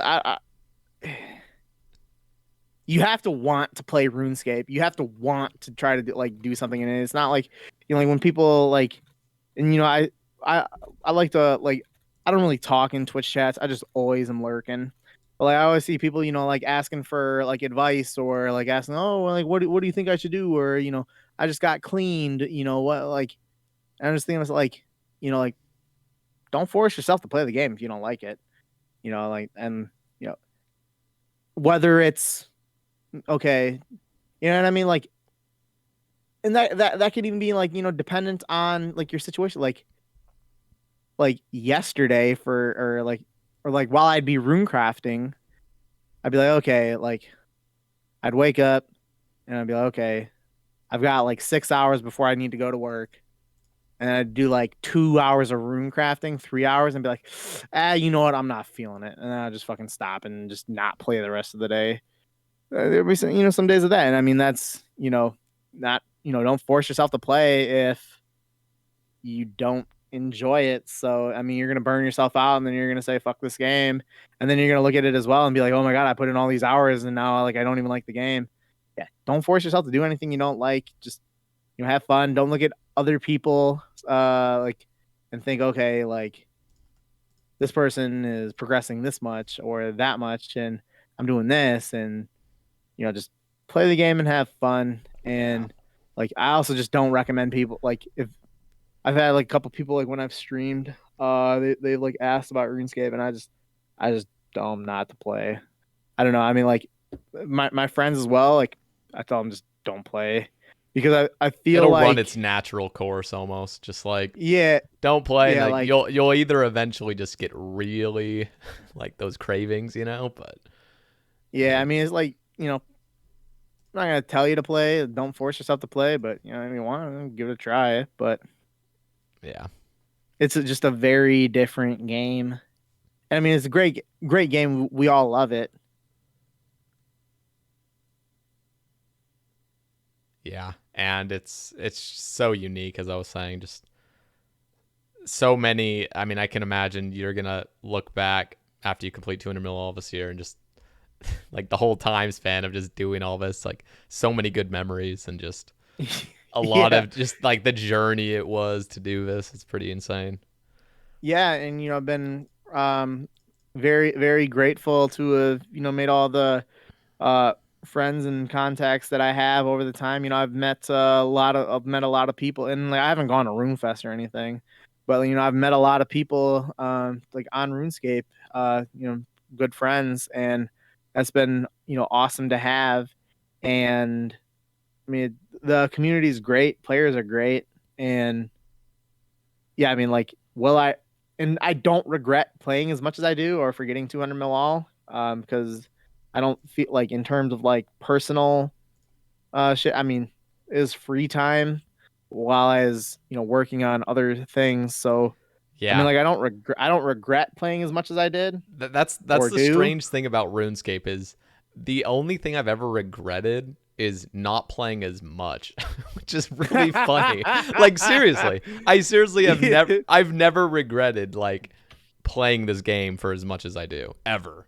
Like it's never even crossed my mind where I'm like, oh man, like all that time, because I'm like, this is exactly what I wanted to do. If Yeah, I I, wanted to I do would. something else, I would have done something else. Yeah, I would love to talk to players that maybe were big gamers for the first few years of RuneScape, and maybe since then had quit for like the last like 4 or 5 years, just to hear what like their opinion, like 4 or 5 years removed from the game, what their opinion is like. Yeah, true. Do that because we say that as we're playing now. That's true. Well, But what if it's like we're even the times. I mean, because I've had a few times, not in the past few years, but I've had times where I've just burnt out, and I still just I don't look at it. I'm like, man, I could have spent so much time doing other things.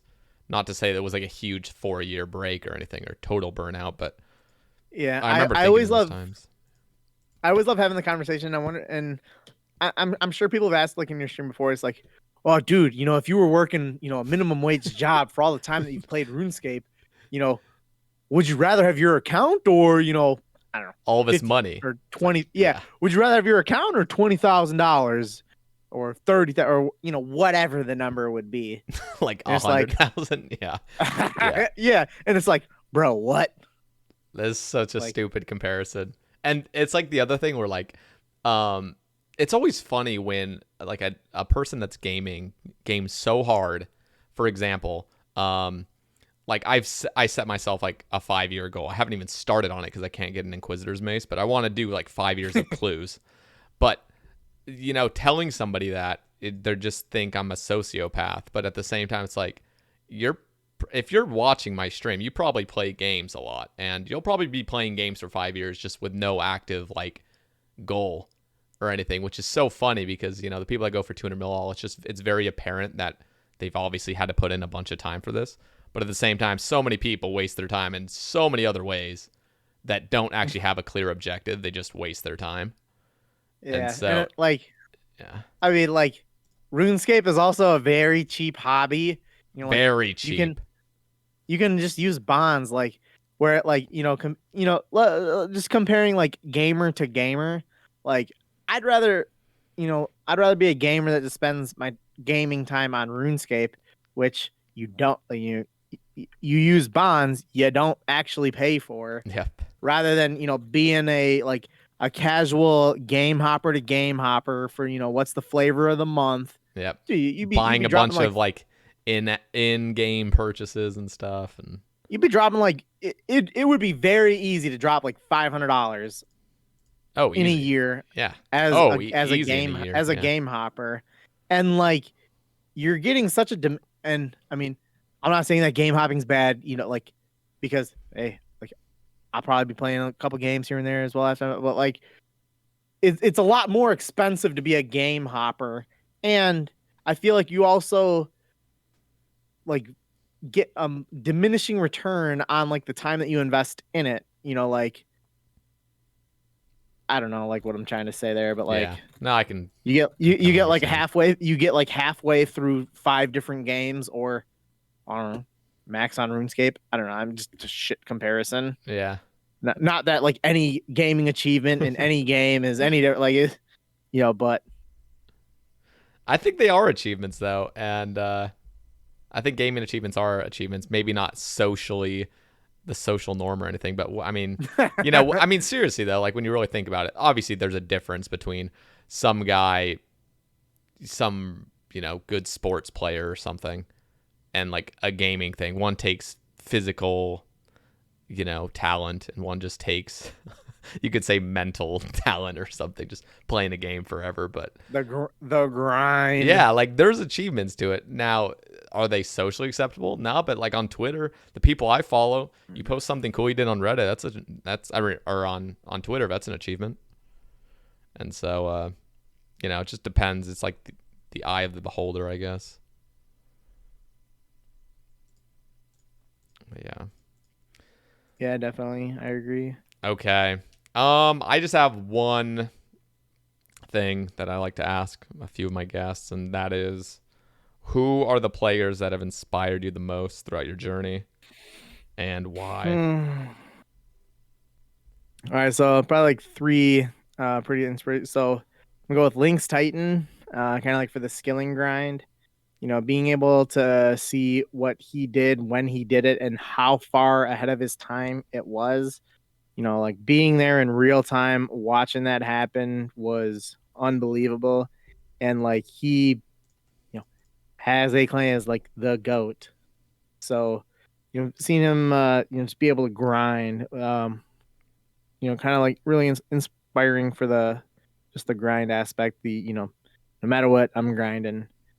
Another one, probably say like Bodhi for the like streaming, social, and like content creating aspect.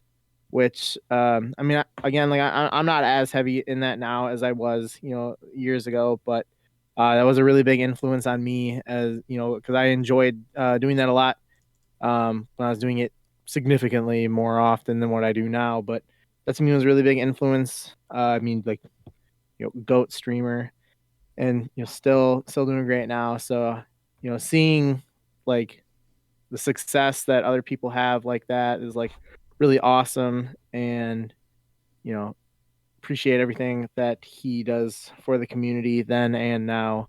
So I mean that kind of like to me was like inspiring to want to see what I like try to help out the community from a different aspect, because like when I started streaming, not a whole lot of people um so like this was back when Twitch before like so like Twitch has evolved quite a bit as well over the last like years. And like when I started streaming, like you had to like apply for like a subscription button, and you had to like I guess like earn it. I don't know if that's the proper word to use, but like there was it was difficult to obtain, and kind of like you know do my own shit, like skilling and like rap music, which very different again from like what everyone's doing on Twitch, but you know kind of inspiring to like just be your own person and like go out there and produce content. So that like kind of in that aspect, so the outside of RuneScape thing. And then I'd say like the third one, and it's kind of like an umbrella thing, is like the HLC and just like the community as a whole. Because like that kind of goes kind of in like that kind of like covers like both like the skilling and the like content side, like the HLC for like personal improvement as a skiller, seeing the kind of like methods that people do, whether it be, you know, like when I initially saw people doing like 4 lava runners for rune crafting, I was like, holy crap. Like I looked at that and I was like, damn, that looks hard. That's some next level crap. And, seeing, people do it and it's like, okay, I, I'd like to get good enough to do that. So, seeing like people through the HLC do that over the last couple of years, like, okay, like that's inspiring. I would like to try to do that because if I'm gonna like try to get 200 mil all, like seeing the kind of stuff that they do, like I'd like to be that. I'd like to try to do that, and I feel like I became a lot better player over the last 6 months, like doing rune crafting as a result. So there's kind of like that aspect, and then the like community because you know the community is really awesome. Whether that's like on the skilling side, like being in clans and having friends, or like the like greater community side in like the talking in like Twitch chat with people that see regularly, and conversating with players that you otherwise, you know, back when like old school like initially came out, or like in like actual like OS7, like the community difference, um, is like the community is so much deeper, so much better, so much more rich, and like the community is like it's an online game with other players. That's what makes the game fun as well. So, just the community as a whole is really great. And, like if the community wasn't as like good, like there are people that know like, like their RuneScape Twitters, they played RuneScape, they had their RuneScape Twitter. They no longer play RuneScape, but they are on their RuneScape Twitter every single day, checking the community, checking what's going on because the community is just great. Yep.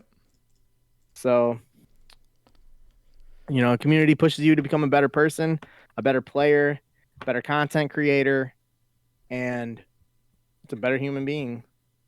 Yeah. And love the community. Awesome.